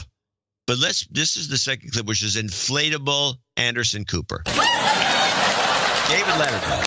I don't know if this has anything to do with Gay Pride Week, but here in New York City, maybe you've noticed this, that all the street vendors are selling inflatable Anderson Coopers. I don't know. Does it? I don't know if it does or not. Hey! Around 9 o'clock, which is about an hour before we go to bed, I'll always flip on TV Land and 2.5 Men, which I think they made 8,000 episodes. Yes. The most homophobic, misogynistic jokes ever. I can't believe that it's allowed to be on television at all. And it's funny. The jokes are incredibly dirty. That too, yeah. Yeah, and it goes, and it's great. Okay, next how things have changed in a decade. Next on the agenda, this is that we have to imagine we had Trump, trying to make amends with North Korea. This is where we were with North Korea in 2009, just a mere 10 years ago. This is the Hawaii clip. Oh, I remember. Also tonight, American warships are tracking a North Korean vessel off the coast of China that may be carrying illegal weapons. Meantime, the Pentagon is beefing up our missile defense system to protect Hawaii from a North Korean missile attack. A Japanese newspaper reports the North may be planning to test fire another missile, this one aimed at Hawaii on the 4th of July. Most analysts doubt that it could reach the islands, but Defense Secretary Robert Gates isn't taking any chances, deploying a giant radar and missile interceptors to the Hawaiian Islands. Yeah, didn't it turn out that all that was just a bunch of fear-mongering bull crap? Yes, that's what it turned out. Now our president costing the taxpayers millions. And now our president just walks across the demilitarized zone. Hey, bro, how you doing? And no more testing. And Unbelievable. It was only 2 years ago when I was in, 2 years ago I was in Europe, and people were so afraid. You remember? I reported on it. We're really afraid of this North Korea. Kim Jong-un's going to blow us up. Yeah. It's crazy. Oh, this is interesting. I think the reason I said we can only do it on Sundays is because you don't want me doing it every show. No. I don't mean it that way. Because it's just hard to get quality. Well, forget quality reporting. To get any clips from Thursday to Sunday, it's either stuff we've been tracking throughout the week, and we can go in depth in a few other areas. I think that's what we're talking about. No, I like to do a little side business. Yeah, it's good. Side biz. They're like a side gig. Yeah, but it gives us a little perspective. The idea is to give us perspective. Yes. And to show what this show's been about since day one. Oh, not since day one, but since day 100. Yeah. Anyway. Yeah. Let's go to this one. Now, this is a classic. To me, it's one of the great clips ever collected. And this one is because they just try everything. And this is 10 years ago, mind you. This is the fat people clip. Kit Doe on why researchers say obesity is bad for the environment. Obesity and global warming, both heavy topics now linked by a new study from the London School of Hygiene and Tropical Medicine. It says people who weigh more tend to drive more and eat more. And all that food, it's shipped on average 1,500 miles from where it's grown to your plate. Fat people, researchers contend, are killing the planet more so than those who are thin. They would be, if you played that for, what was that, CBS? Who did that? That was the local CBS affiliate. Oh, they would be so embarrassed if they heard that today. Fat shaming, body shaming. It's just unbelievable. It was one of the swings for the fences that the global warmists, attempted, thinking that maybe this will work. That's it. Go on a diet. You're killing the earth. We should bring that one back. I like it. The main thing nowadays is that they switch to 18 months. We're all going to die. Yeah, I know. This is another gem. That's right. It's a gem. All right, the last one, it turns out to be more of an enigma. And this was a clip that I pulled, and I don't know if you even played this one on the show, but this is something the Democrats have to kind of deal with, it seems to me. And then the kicker to it is I'll discuss at the end, which is this is from a American Experience on the Kennedys, done by not NPR but PBS. Kennedy carried Wisconsin, but he did lose key Protestant districts. And the next contest was in an overwhelmingly Protestant state, West Virginia. To win there, Kennedy would have to confront the religious issue at every public appearance. Senator Kennedy, how can we stop the religious issues that keep coming up to confuse the public? Well, I think that, I don't mind. I must say that we shouldn't boo because it's I am running for the presidency, which is a powerful office, given great power under the Constitution, and it is a matter of concern to a good many people, and the best way to get it answered, it seems to me, is to ask the question openly. West Virginia was not only Protestant, it was notoriously corrupt. Once again, the Kennedys left nothing to chance. I tell the story about Eddie Ford. Eddie Ford went out there pocket full of money. He'd see a sheriff. And he'd say to the sheriff, I'm from Chicago. I'm on my way south. I love this young Kennedy boy. He can help this nation. God, he's got the feeling for it. He'll do things for West Virginia. I'll tell you what he said. Here's $3,000 or here's $5,000. He said, you carry your village for him or your county for him, and I'll give you a little reward when I'm on my way back. FBI wiretaps would later show that underworld figures said to have old ties to Joe Kennedy were also distributing funds on behalf of the Kennedy campaign. Kennedy won West Virginia and all of the primaries. Yeah. There you go. There's your virtue signaling Democrats in a nutshell. So I looked into this. This is actually from this show was actually broadcast in 1992. Huh. And most of this information is long forgotten. Huh. So well, that first of all, thank you. That was a nice little segment. I like that. It's we should do that more often. We'll do it every Sunday until things loosen up. Well, it reminds me of this clip that I brought along regarding climate change. This, I think when we only have 18 more months to go before we die, a story came out, which was propagated by the BBC. I mean, it's not just some... Was that where it came from? Yes. Do you think that was the origin? Well, let me see. I have it here. Let me tell you. Green New Deal. What's the rush? All of a sudden, if we don't do something in 18, this is not going to work out for him. Oh, but that's a good if we don't point. do something in 18 months, we got to start. Well, when is the 2020 election? Is that about 18 months from now?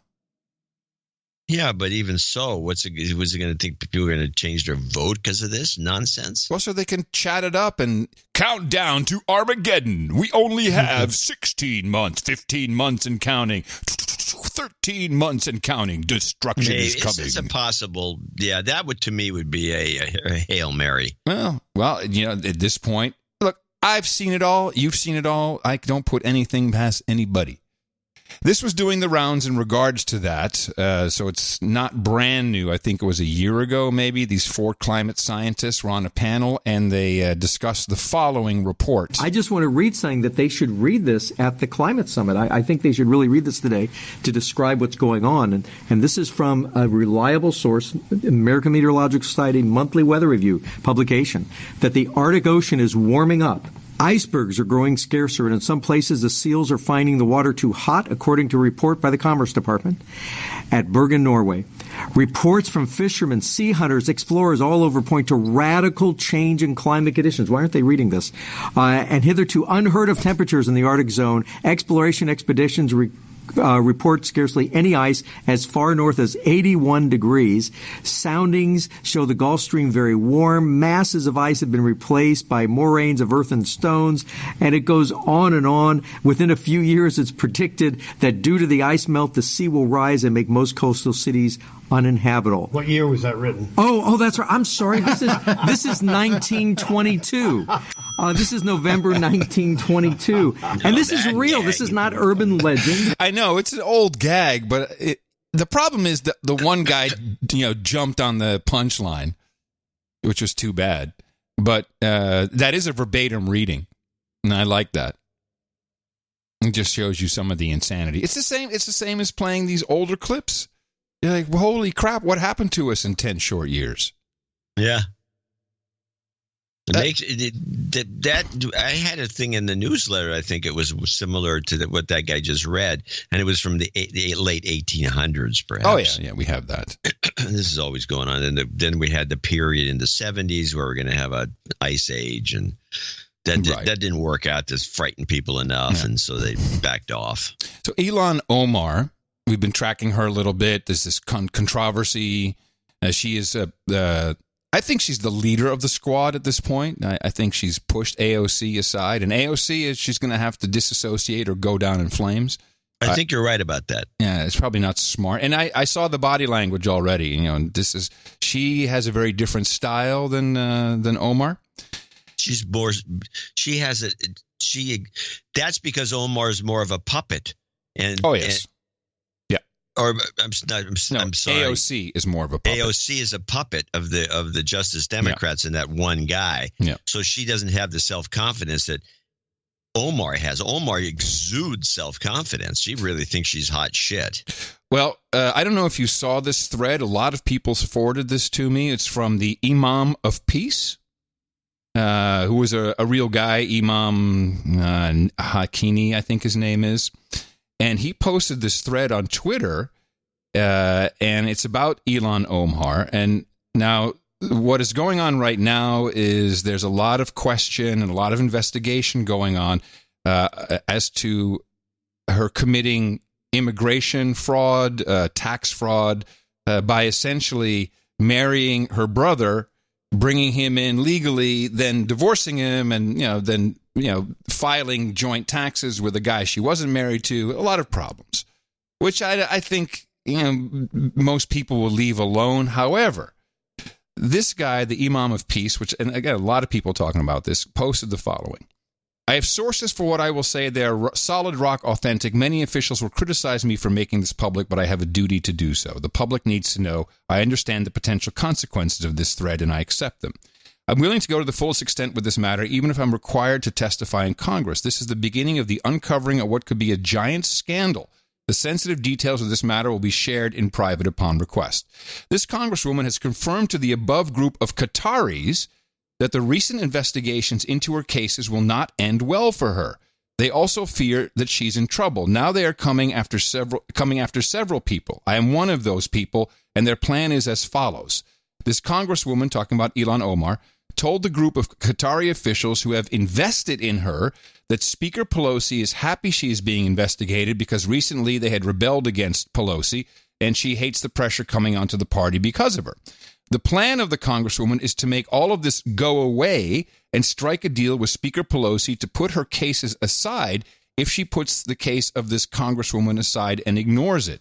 This is Qatari's goal in D.C. with regard to this Congresswoman. The Congresswoman, along with a Palestinian female activist from Brooklyn, that would be Tlaib, agreed on diverting the attention by planning to seek the assistance of The Intercept, Al Jazeera, and the Middle Easy Eye to fabricate the following scandal. They want to claim that all of those criticizing this particular Congresswoman are paid by Saudis and the United Arab Emirates. And that would make sense because the Saudis and UAE have a big beef with Qatar. They do not agree at all, down to almost military action. And that it is a collusion against the Congresswoman. So they are planning on separating people. Okay, so it goes on and on and on. So the idea is that to distract from all the problems she has, she's going to launch into everyone who criticizes me about this is a Saudi shill. And she apparently asked The Intercept, I don't know if they accepted this Intercept, but also Al Jazeera, which is Qatari-owned and based, to propagate this. And I just found it fascinating. A lot of people are looking at this. And she has started to appear on Al Jazeera recently, which I think is relatively new. Here's a controversial statement she made on Al Jazeera. A lot of conservatives in particular would say that the rise in Islamophobia is a result not of hate, but of fear, a legitimate fear, they say, of quote-unquote jihadist terrorism, whether it's Fort Hood or San Bernardino or the recent truck attack in New York. What do you say to them?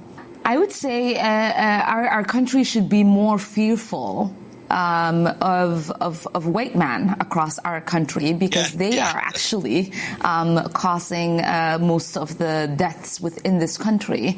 And so if fear was the driving force of policies to keep America safe, Americans safe inside of this country, we should be profiling, monitoring, and creating policies to fight the radicalization of white men.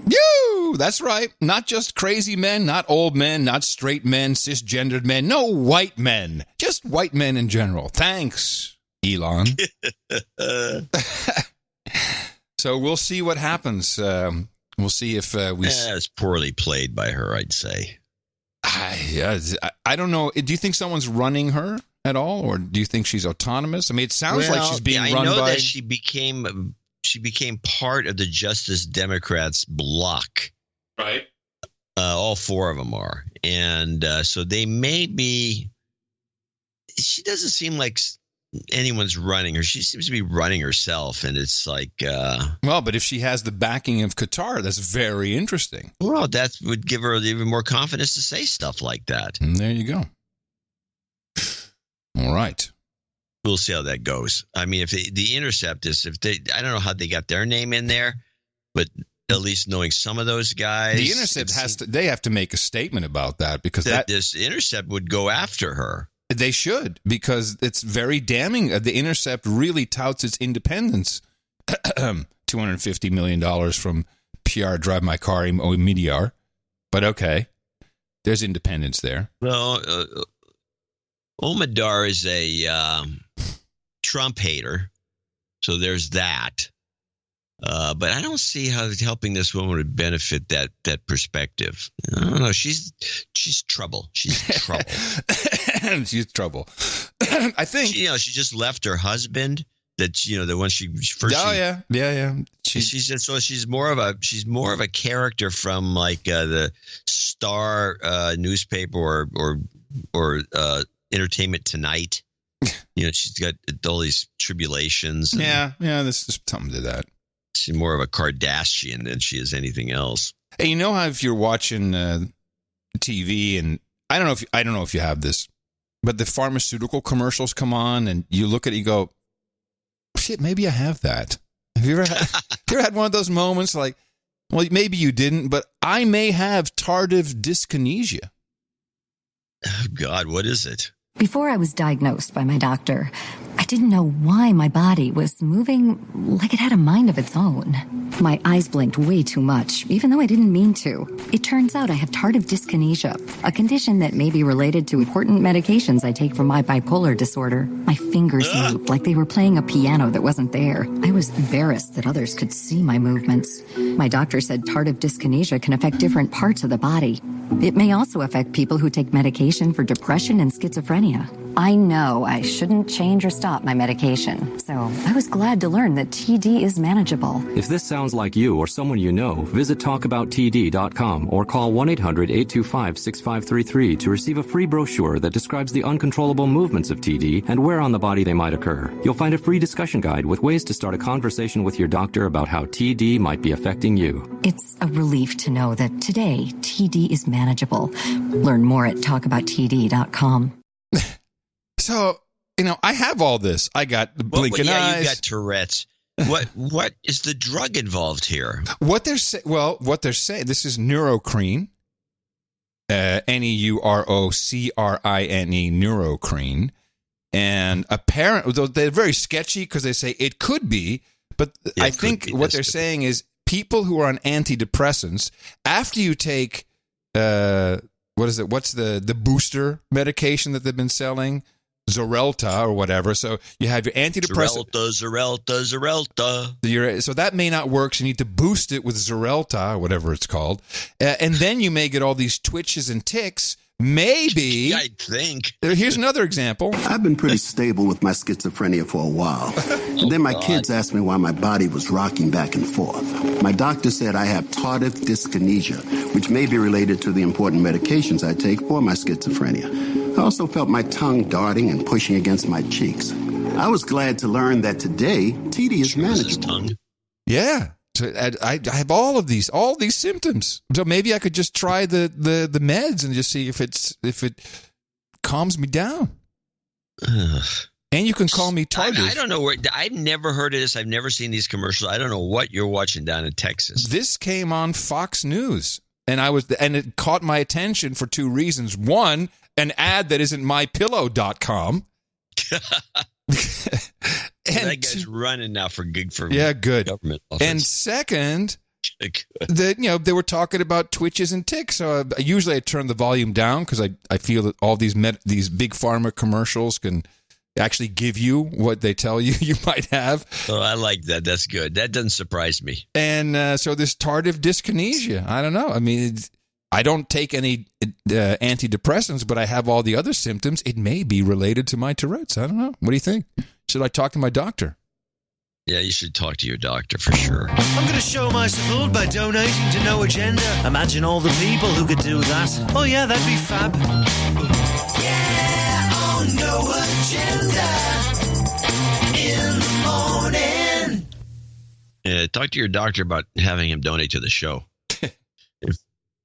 In the meantime, we do have a few people to thank, starting with Sir Phenom in Appleton, Wisconsin, 161.96.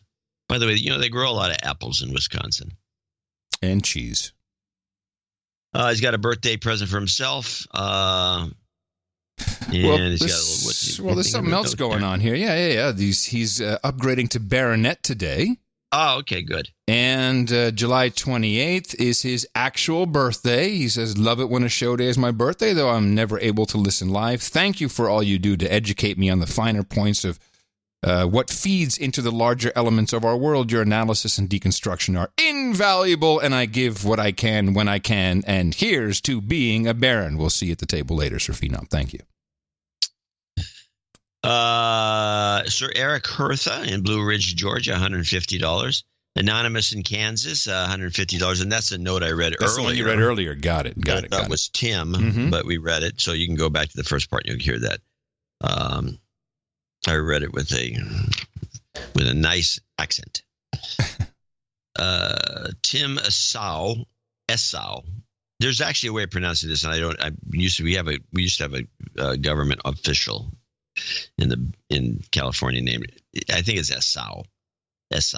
125. And he says, ITM on behalf of Oregon Local 33 meetup had a great time with Eric the Shill, wife and children, and about 23 others.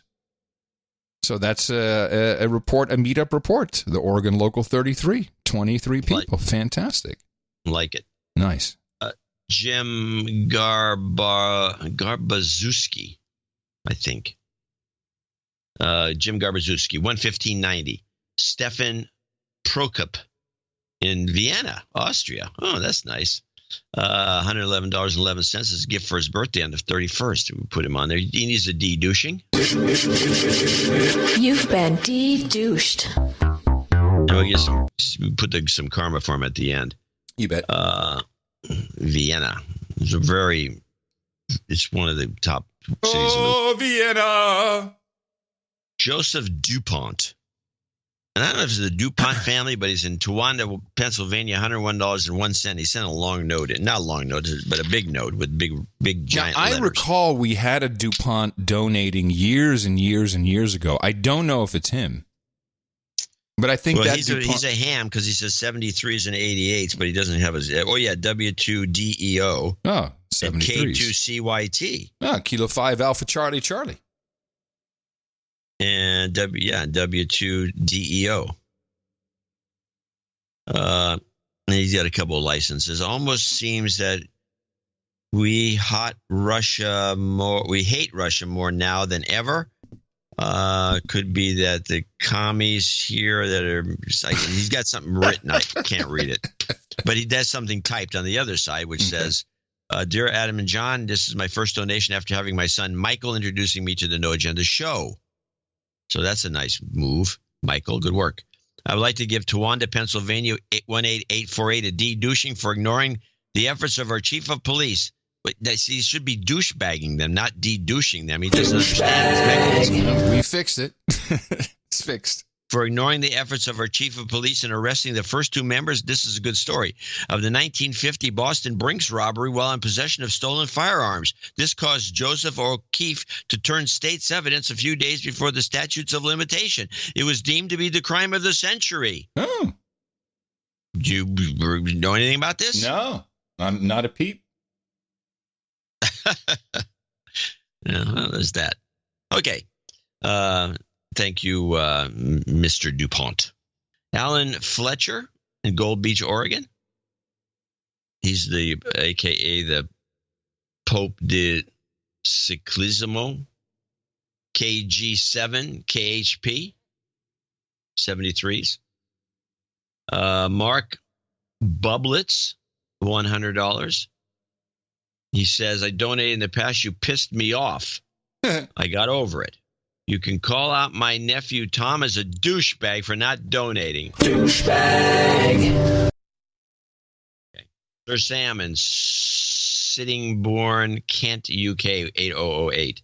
Sir Herb Lamb, the Earl of Georgia, 8008. And he has a douchebag call out for someone. And I know this donation hasn't been great for the last few shows, but the contents have been some of the best in the last several months. Oh, thank you. If possible, I would like to wish my son, Mark, a happy birthday. He just turned 18. At the same time, call him out as a douchebag. Douchebag. I don't know. Yeah, I guess he's on the list. Now, he's been listening to the show on and off for 5 or 6 years. Sir Brian Kaufman in Scottsdale, Arizona, $75.75. Christopher Bishop, $75. Baron Mark Tanner, our pal in Whittier, California, they're doing this Anaheim meetup. He asked me about it in an email. I forgot to get back to him. 6789, and to get back to him was that I can't do meetups that are on Saturday night. Right. That's a problem. There's a show the next day. Can't be done. Gary Blatt, 6660. Anonymous, 6181. Peter Chong, 5555. Buck E.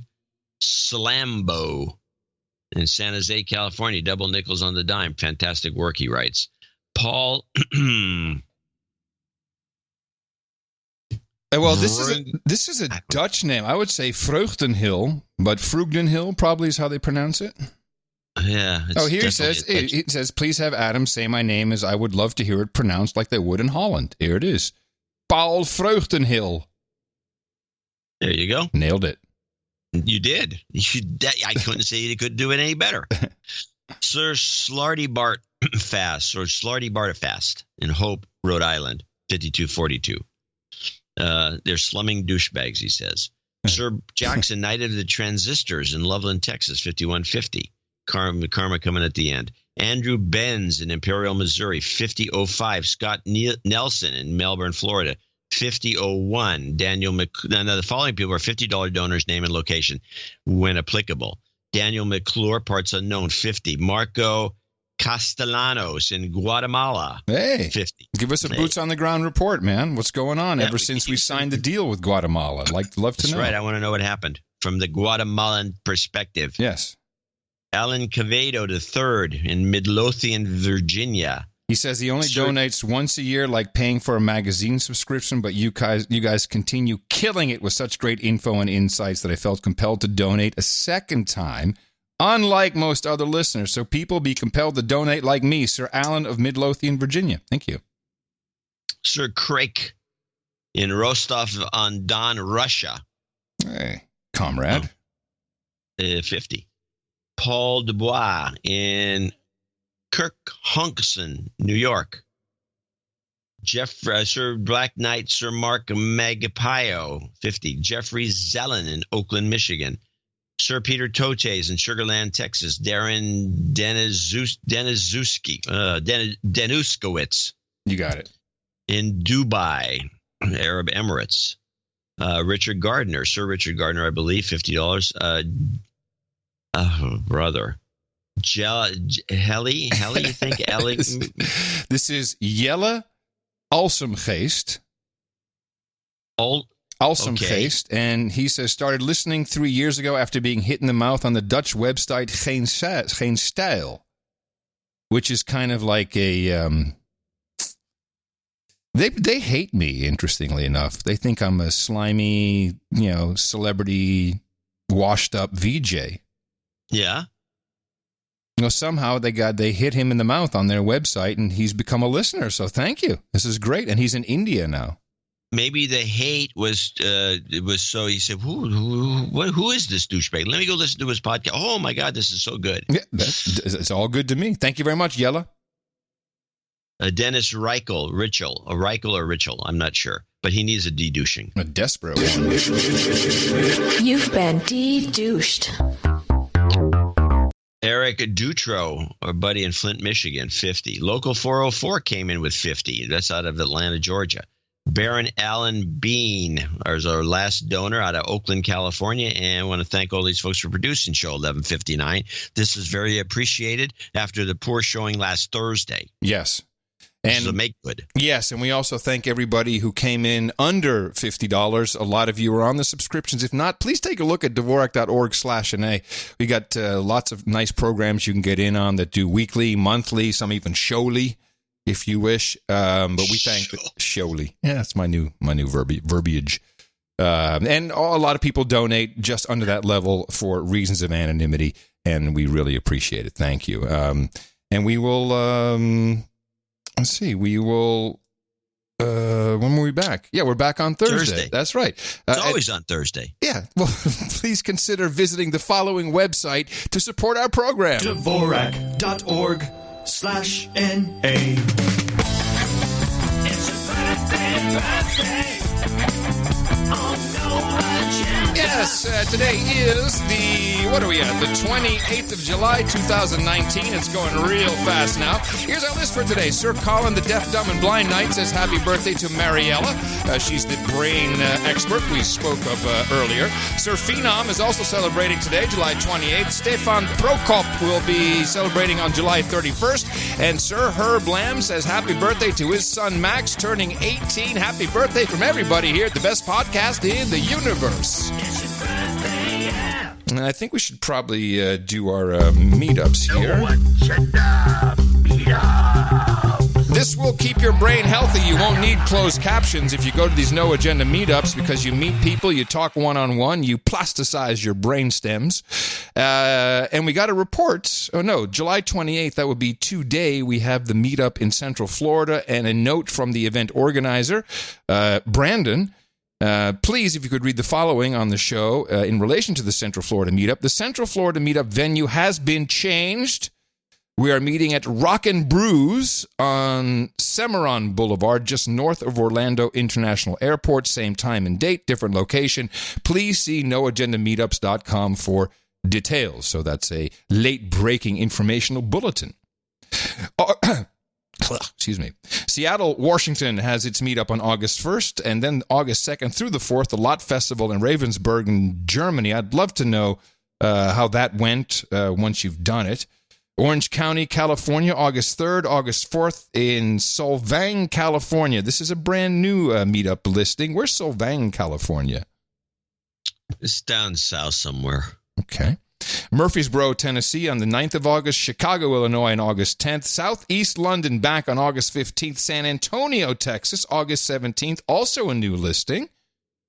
Well, that's kind of close enough for us. I'll take a look at that, noagendameetups.com. Victoria, British Columbia on the 18th of August. Charleston, South Carolina, they're back with their August 22nd meetup. Salem, Oregon, the 23rd of August. The 25th of Lincoln, Nebraska is also a new entry. And on the 31st, South Korea, Busan, South Korea. And Sao Paulo. Holy crap, we're international. We're so bad. South Korea. I love it. No Agenda Meetups. NoAgendaMeetups.com. Get some shirts while you're there. NoAgendaMeetups.com is where you can get all the information, and you can start your own if there isn't one near you. And it is very good for your overall mental health. In fact, have your kids take one of those fancy mental health days they can take, and take them along to a meetup. You heard how well that worked for Yoop the sales guy. It's a pretty good idea. And on to our nightings today. Let me see. We have, just one, so I'll go have the blade there. You have yours? There you go. There you go. Perfect. Jake Hernandez, please step up to the podium. You, sir, have supported the No Agenda Show in the amount of $1,000 or more. That gives you a solid seat at the table, which is round. It's for all the No Agenda knights and dames. And I am hereby very proud to pronounce the KB Sir Jake Hernandez, Knight of the No Agenda Round Table for you, Jake. We have Hookers and Blow, Rent Boys and Chardonnay. We got boba and stinky tofu, goat chops and goat milk, Polish potato vodka, brown cheese and aquavit and small hova, harlots and haldol. We got breast milk and pablum, geishas and sake, Rubenesque women and rosé, cowgirls and coffin varnish, sparkling cider and escorts, ginger ale and gerbils, and of course mutton and mead. And that seems to be a favorite at the round table. If you go over to noagendanation.com/rings, Eric DeShill will gladly take your information, and we will get the ring and the certificate and the sealing wax out to you as soon as possible. Title changes, turn and face the slave. Title changes, don't want to be a douchebag. We got 2 title changes today, which can be seen at itm.im/peerage or dvorak.org/peerage.htm. Sir Kevin McLaughlin becomes the Earl of Luna, and Sir Phenom reaches the level of baronet. Both of you, thank you so much for your support of the show. The No Agenda Show, according to the Mueller Report, the best podcast in the universe. And again, remember us for our next show on Thursday at dvorak.org/NA. Thank you for your courage. So we've talked a little bit about, it comes up in the conversation, but I've got some more details. And this is the Office of Legal Counsel. The one that prohibited Mueller from throwing the president in jail. Or maybe. But they're always getting involved. And we always talk about them. Well, the Office of Legal Counsel did this. The Office of Legal Counsel did that. Right. And so we have a guy here who's, I think, worked for the Justice Department. I don't know who he is, actually, but he's on Cheryl Atkinson's. Yeah, there's no N in her name, so it's hard to pronounce. On her show discussing this. And it gives us a little background. This is an educational segment. Ooh. And I found this to be quite interesting. There's a lot of secrecy surrounding the Office of Legal Counsel. Why is that? Is it treated sort of like attorney-client privilege because they are advising federal agencies and the White House? Yeah, so the Office of Legal Counsel claims, whenever we ask for these opinions, they claim that it's attorney-client privilege and therefore needs to be confidential.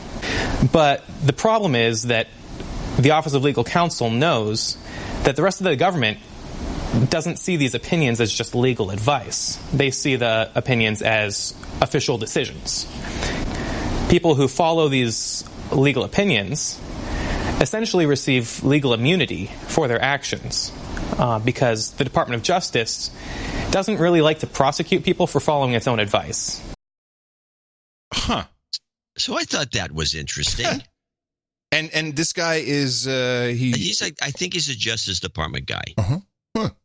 Now, I went back and tried to get his name in it, but he's given the scoop on this, and here is the follow-up clip, which is she asked him a specific question and about she seemed to be preoccupied with the torture memos that were done by this Office of Legal Counsel, giving everyone the okay. Right. And this is a short 20-second clip explaining what was in those memos. To be clear, what was the decision in the torture recommendation case? The decision from the Office of Legal Counsel was that what we call enhanced interrogation techniques did not constitute torture as defined by international law or applicable U.S. laws. Wait a minute. So did that phrase come out of the Office of Legal Counsel? Apparently. Huh. Well, that's interesting. Well, there you have it. That's one of those. And once they say something, it's good as gold because no one's going to do anything. Yeah, that is kind of surprising. Yeah.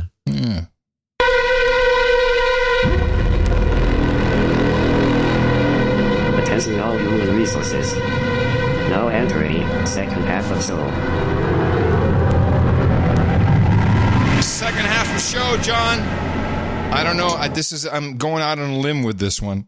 This is really off the wall, okay? Well, I have one clip for second half of show, too, so stay in the zone. Well, why don't you go first? Well, mine is just about the asteroid. Oh. Do I play it? We just almost got killed. And talk about a close encounter. An asteroid barely missed Earth this week. The space rock is named Asteroid 2019 OK. It whizzed past the Earth on Thursday at 54,000 miles per hour. It's several hundred feet across, and it came within 45,000 miles of Earth. That's actually less than a fifth of the distance to the moon. Scientists call the path uncomfortably close. Astronomers had not been tracking 2019 OK, which made the flyby all the more surprising. Now, not only you, but I think I heard her also say asteroid. Asteroid? Yeah, you're saying it again. Sounds like asteroid. Yeah, I said it again. I know I said it again. Asteroid. You want me to say asteroid? Asteroid, yeah. Oh, I've always said asteroid. Okay, well, that's fine. All right, I don't know if you may hate this, but I probably will. Okay, let's put on our Q glasses. It's time once again. And the whole thought behind the Q glasses is when we put them on, we see Q for what it is. So you can't condemn us for believing in Q when we're wearing the Q glasses. Do you have them nearby? Oh, hold on a second. Okay. All right. You got? There you go. Okay. Yeah, we have the Q glasses on, ladies and gentlemen. Perfect. Are these mine? They're kind of tight. Do you remember the controversy over an email that what supposedly would change the timeline, meaning that Donald Trump Jr. had received the Hillary Clinton WikiLeaks emails and decryption key before WikiLeaks actually published them? And it turned out that was incorrect, and CNN had to make this big mea culpa apology. Do you remember this? To be honest about it, no.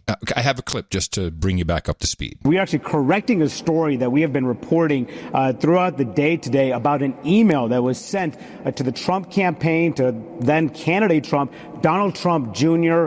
And others during the heat of the campaign season. This email included a decryption key and also a link to where they could access some of these hacked WikiLeaks documents from the Democratic National Committee. Now, we've been reporting that this email came on September 4th. That was before some of these documents were publicly available, but we have just obtained a copy of this email. And instead, we now learn that this email was on September 14th. So that is 10 days later than what we originally reported earlier today. And this appears to change the understanding of this story, because initially it seemed perhaps they were being offered access to documents that were not yet publicly available. Now, our initial reporting on that September 4th date was based on two sources who had seen this email, but that information was incorrect now based on a copy of the email that we have obtained this afternoon. But this email came on September 14th, not September 4th, as we said earlier, Brooke. So you maybe... I'm glad you stopped it because I don't know why you would do anything like that, because I am listening to it. So they sent the B stringers out to do the big apology, because just before that they were like, "Oh, we got him red-handed. This is the smoking gun. He knew about a collusion with WikiLeaks." Do you kind of remember that? Vaguely. Well, you will. There was so much of that nonsense. Well, you'll remember in a moment. This was, as it turns out, an intelligence trap to find a leaker, and this is what you do. You send off incorrect information with separate pieces of information into the system, and whatever poops out the other end, you've got your leaker. Hope. Well, right after this apology, cascade of apology came out, President Trump tweeted the following: "Finally, little Adam Schiff, the leaking monster of no control, is now blaming the Obama administration for Russian meddling in the 2016 election. But he spelled little Liddle. You remember that?" Yes. Well, with our Q glasses on, we now know why. Adam Schiff is an active participant of a nonprofit charity called Little Kids, LiddleKidz.org. Little Kids is the gold standard for pediatric touch therapy education. What? Yeah, exactly. Go look at the website, littlekids.org. In fact, they do a lot of this touch therapy in Haiti, where we see pictures of little Adam Schiff with children romping around in Haiti. Little Kids operates in California in the 28th district, which is Adam Schiff's district. Keep those glasses on, John. You're going to need them. So what really was the president signaling here? Was he saying you're a douchebag for having a nonprofit, or was he maybe calling this Little Kids organization into question? For touch therapy, I'm sure it's the gold standard. I don't know. I don't want any congressman touching my child. Touch therapy. I knew you'd love that. Oh, yeah. So now we go back to 2009, interestingly, where we were. In a few terrifying moments in the early morning hours, it was actually Martin Luther King Day. There was what authorities initially thought was a terrorist attack launched in a downtown subway station. Several people had been overcome by a cloud of noxious gas, causing two of them to begin vomiting, and the officials were freaking out.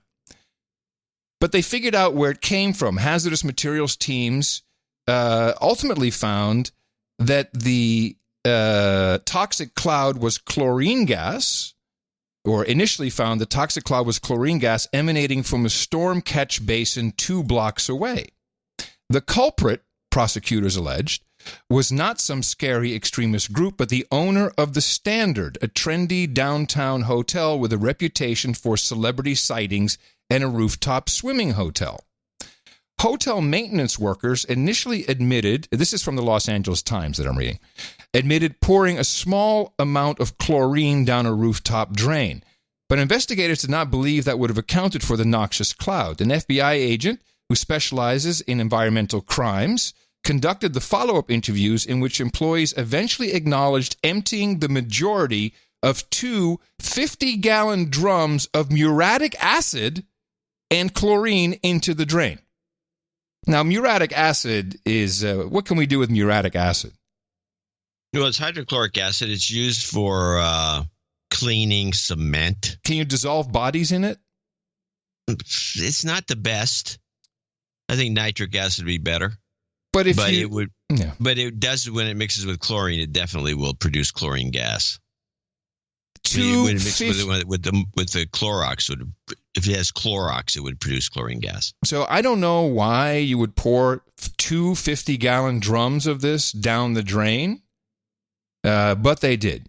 So here's what's interesting. The Standard Hotel is owned by Andreas Belazas, boyfriend to several actresses, including, I think, Chelsea Handler, also boyfriend to spirit cooker Marina Abramowitz, and boyfriend to Ghislaine Maxwell. There's our pedo connection. The Standard Hotel, if you look at their website, thestandardhotel.com, I think it is, and they have a number of ones. This is the West Hollywood one. They've got, well, first of all, they have ping pong tables. It's always fun to bring that up in regards to anything, fiddling, I don't know, touch therapy. But they also have a picture of a guy with a big pedo bear head on in bed with a young woman. It's very creepy looking. So the Standard WeHo location is in Adam Schiff's district. And right around this time, when Trump tweeted the little Adam Schiff quote, there was a helicopter accident. The general manager of the West Hollywood, the Standard, was on her way to, I think, there's one on Catalina Island. She'd been the general manager for 11 years. Helicopter crashes, no mayday call, boom, gone. So QAnon's conclusion point to a Schiff problem being solved with the muriatic acid and potential witnesses of the crime being taken care of. And this is the reason why Adam Schiff is so insane about removing Trump. He may have committed some horrible acts that were covered up and taken care of for him, and now he has to pay the bill. Well, let's stop with the hydrochloric acid as being a good way to dissolve a body, because it's not. Man, not even a small body? The best, you would use lye or sodium hydroxide or something that really is caustic. In other words, just the opposite. Hold on a second. Let's take the glasses off because you're bumming me out in Q mode. Hold on. Okay. Ouch! Jeez, with these things, what is it? Sticky. You know what? Somebody must have spilled something on there. It's sticky on the edges. I know. I felt it too. All right. I'm not completely buying it because you would use the hydrochloric acid in the especially with the Clorox. It might be useful as a cleanup to get rid of all traces of DNA. Oh, there you go. Okay. Something like that, along those lines. That would work. To dissolve even a little body, it would just be a mess. It would be horrible. Yeah. And it would just not work. It's just not a good way to go. And I think if there's a mystery writer out there who listens to the show, you probably know the details of this, but you would use something else. Well, there you go. What they're doing with that acid, I'm not sure. Well, there you go. And it depends on, also, we never heard the concentration of the acid. Was it low concentration, like a cleaning fluid? Oh, this I don't know. This I don't know. I'm just reporting on the Q proofs from the Q drops. It's a stretch. Well, I like the Schiff and the kids, though. That's kind of interesting. Well, also Trump tweeting little. That's that. Yeah, it's like he knows something. That makes that was signaling. That was that makes the story interesting. Never thought of Trump as a shift that way, but it's possible. Oh, look, it's creepy. Well, he's a creepy guy. Yeah. So yeah, if you look around for pictures of him with this little kids. I was listening to one of these podcasts where somebody's going off on the Epstein and they go into the Ted Heath, Jimmy Savile, and all the other stuff. Yeah, connected. And one of the things he points out, he says, people, there's nothing wrong with, helping children being, getting involved with the Boys and Girls Club or doing any of these things. He said, but when you're doing stuff, you're really hanging around a lot of little kids and you're not a kindergarten teacher. Yeah. It might be something you might want to check the guy out a little more closely. Yeah. So. Yes. Oh, it was David Icke. Oh, was it? Was it Icke? Well, the connection. And by the way, just to remind everybody, I know it sounds unbelievable. Could we really have a ring of pedophiles in America, elites in the government and Hollywood? And I say, I don't know. We had priests who were molesting thousands of children. We had Jimmy Savile, who proven to have done the same. Ghislaine Maxwell also did a lot of work for the BBC Children's Programming Department with Jimmy Savile. So, I'm sure that all the Hollywood elites are always hanging out across continents, but the coincidences get a little weird. Yeah, I don't like guilt by association, and I mention when I see it, I don't like it because you're throwing too many people in the pot. And that's one of the ways you do the smoke screen to protect yourself. You put a bunch of other people into the smoke screen, and then they can be easily disproven. They got nothing to do with anything. Mm-hmm. And so I'm always looking on the lookout for that. But there are too many people that are involved in some of these things. Whether it's it's like the necrophiliac clubs in New York that used to exist and back doors into mortuaries. They're out there.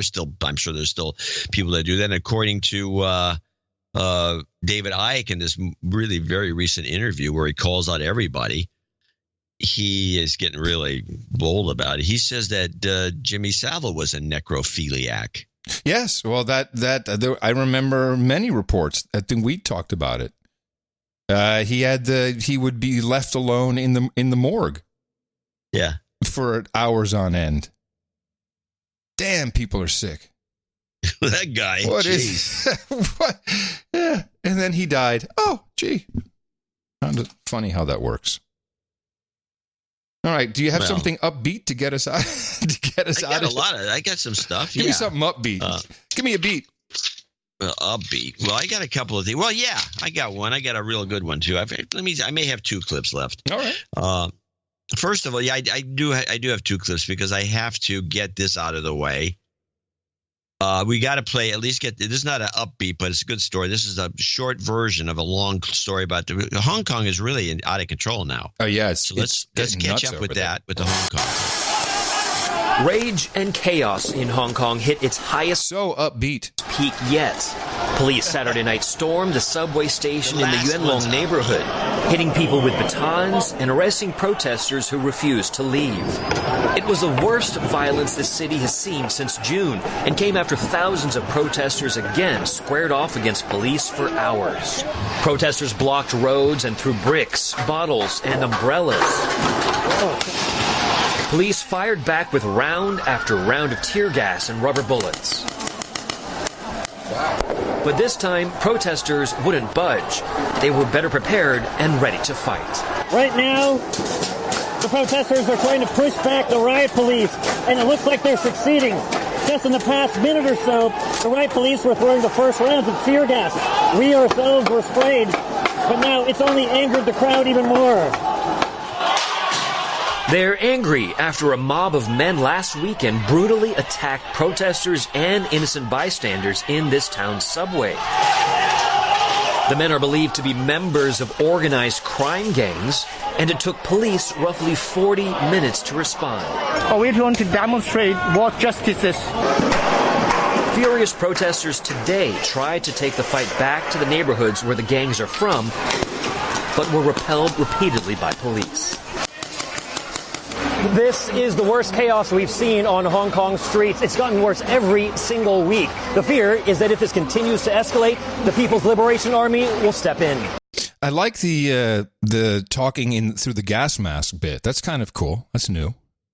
Well, yeah, I didn't like it. You should have mic'd him in the gas mask. Well, I like it because we can replicate that, John, and we're doing our own reports. Yeah, that's true. Now, I do have the clip to leave with is this one.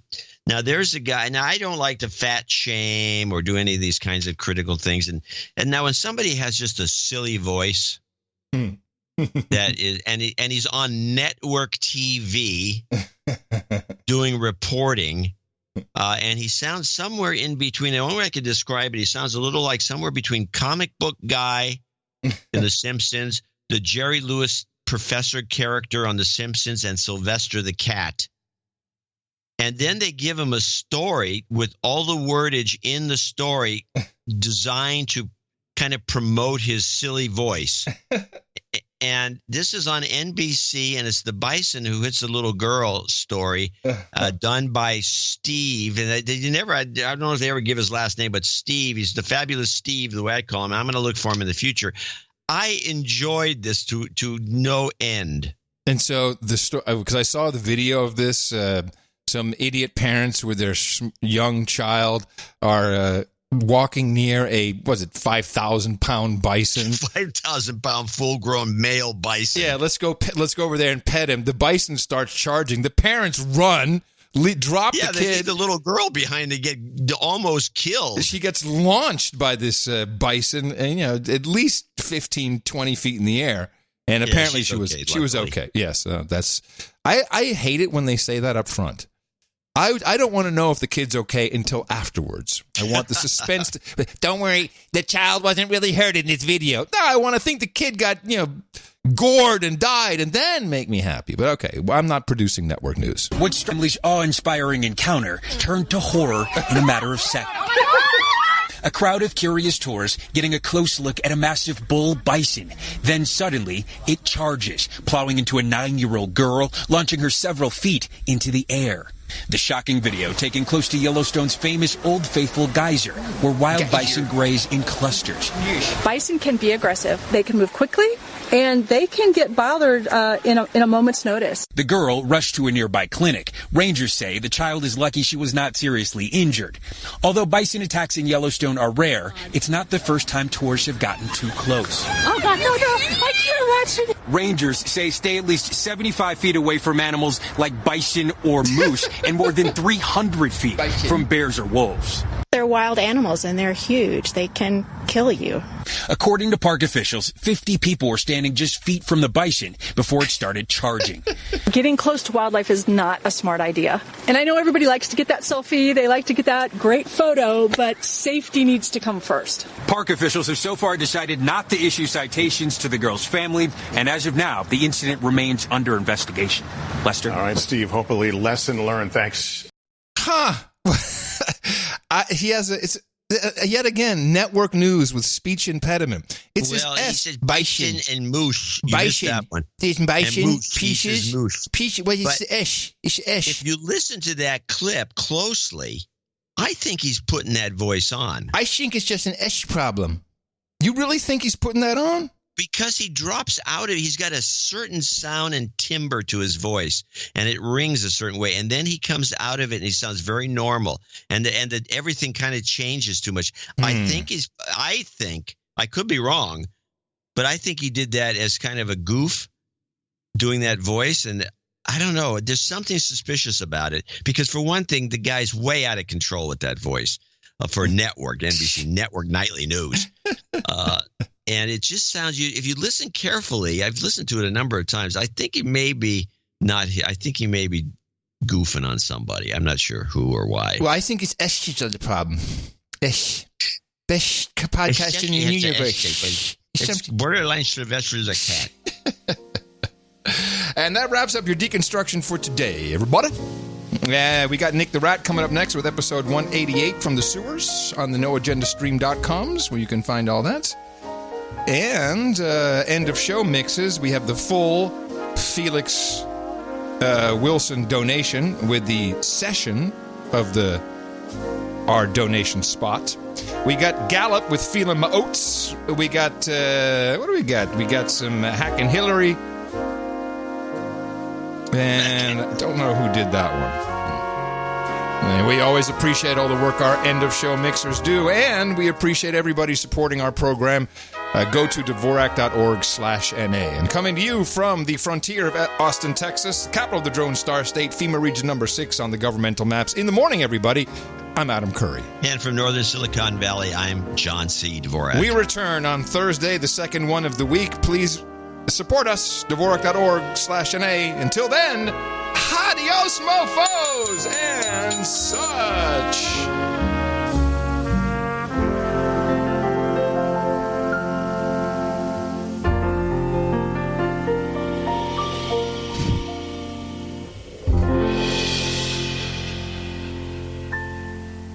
We must do it in 18 months or it's too late.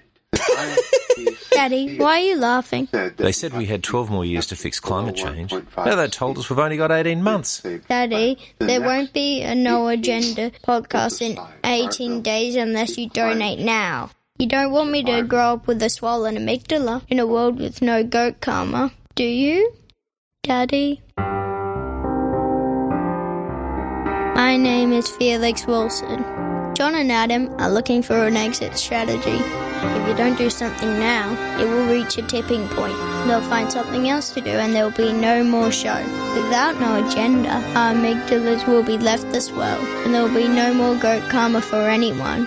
Please go to Dvorak.org/NA and donate now. It's for our children's amygdalas. Yeah. Well, how was your day yesterday? Yeah, exactly. And what a jip. I don't want to testify. And this is... Don't call me, I'll call you. You. That's it. I don't want to testify. And this is... Where is that? Aaron Burr. I knew him. Not a very nice fellow.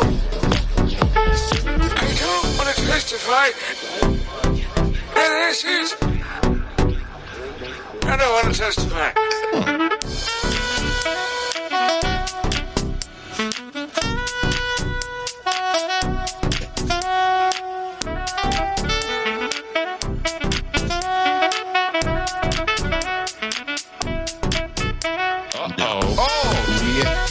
Here to the spec.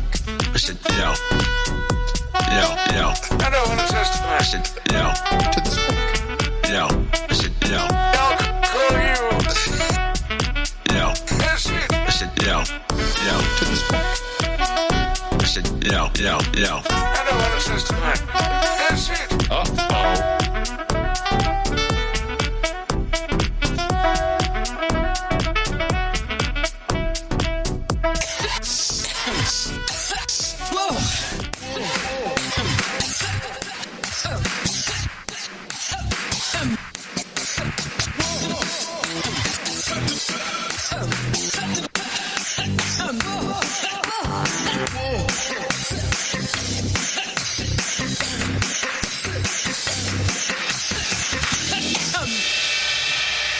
Boy, we have 63 days to go.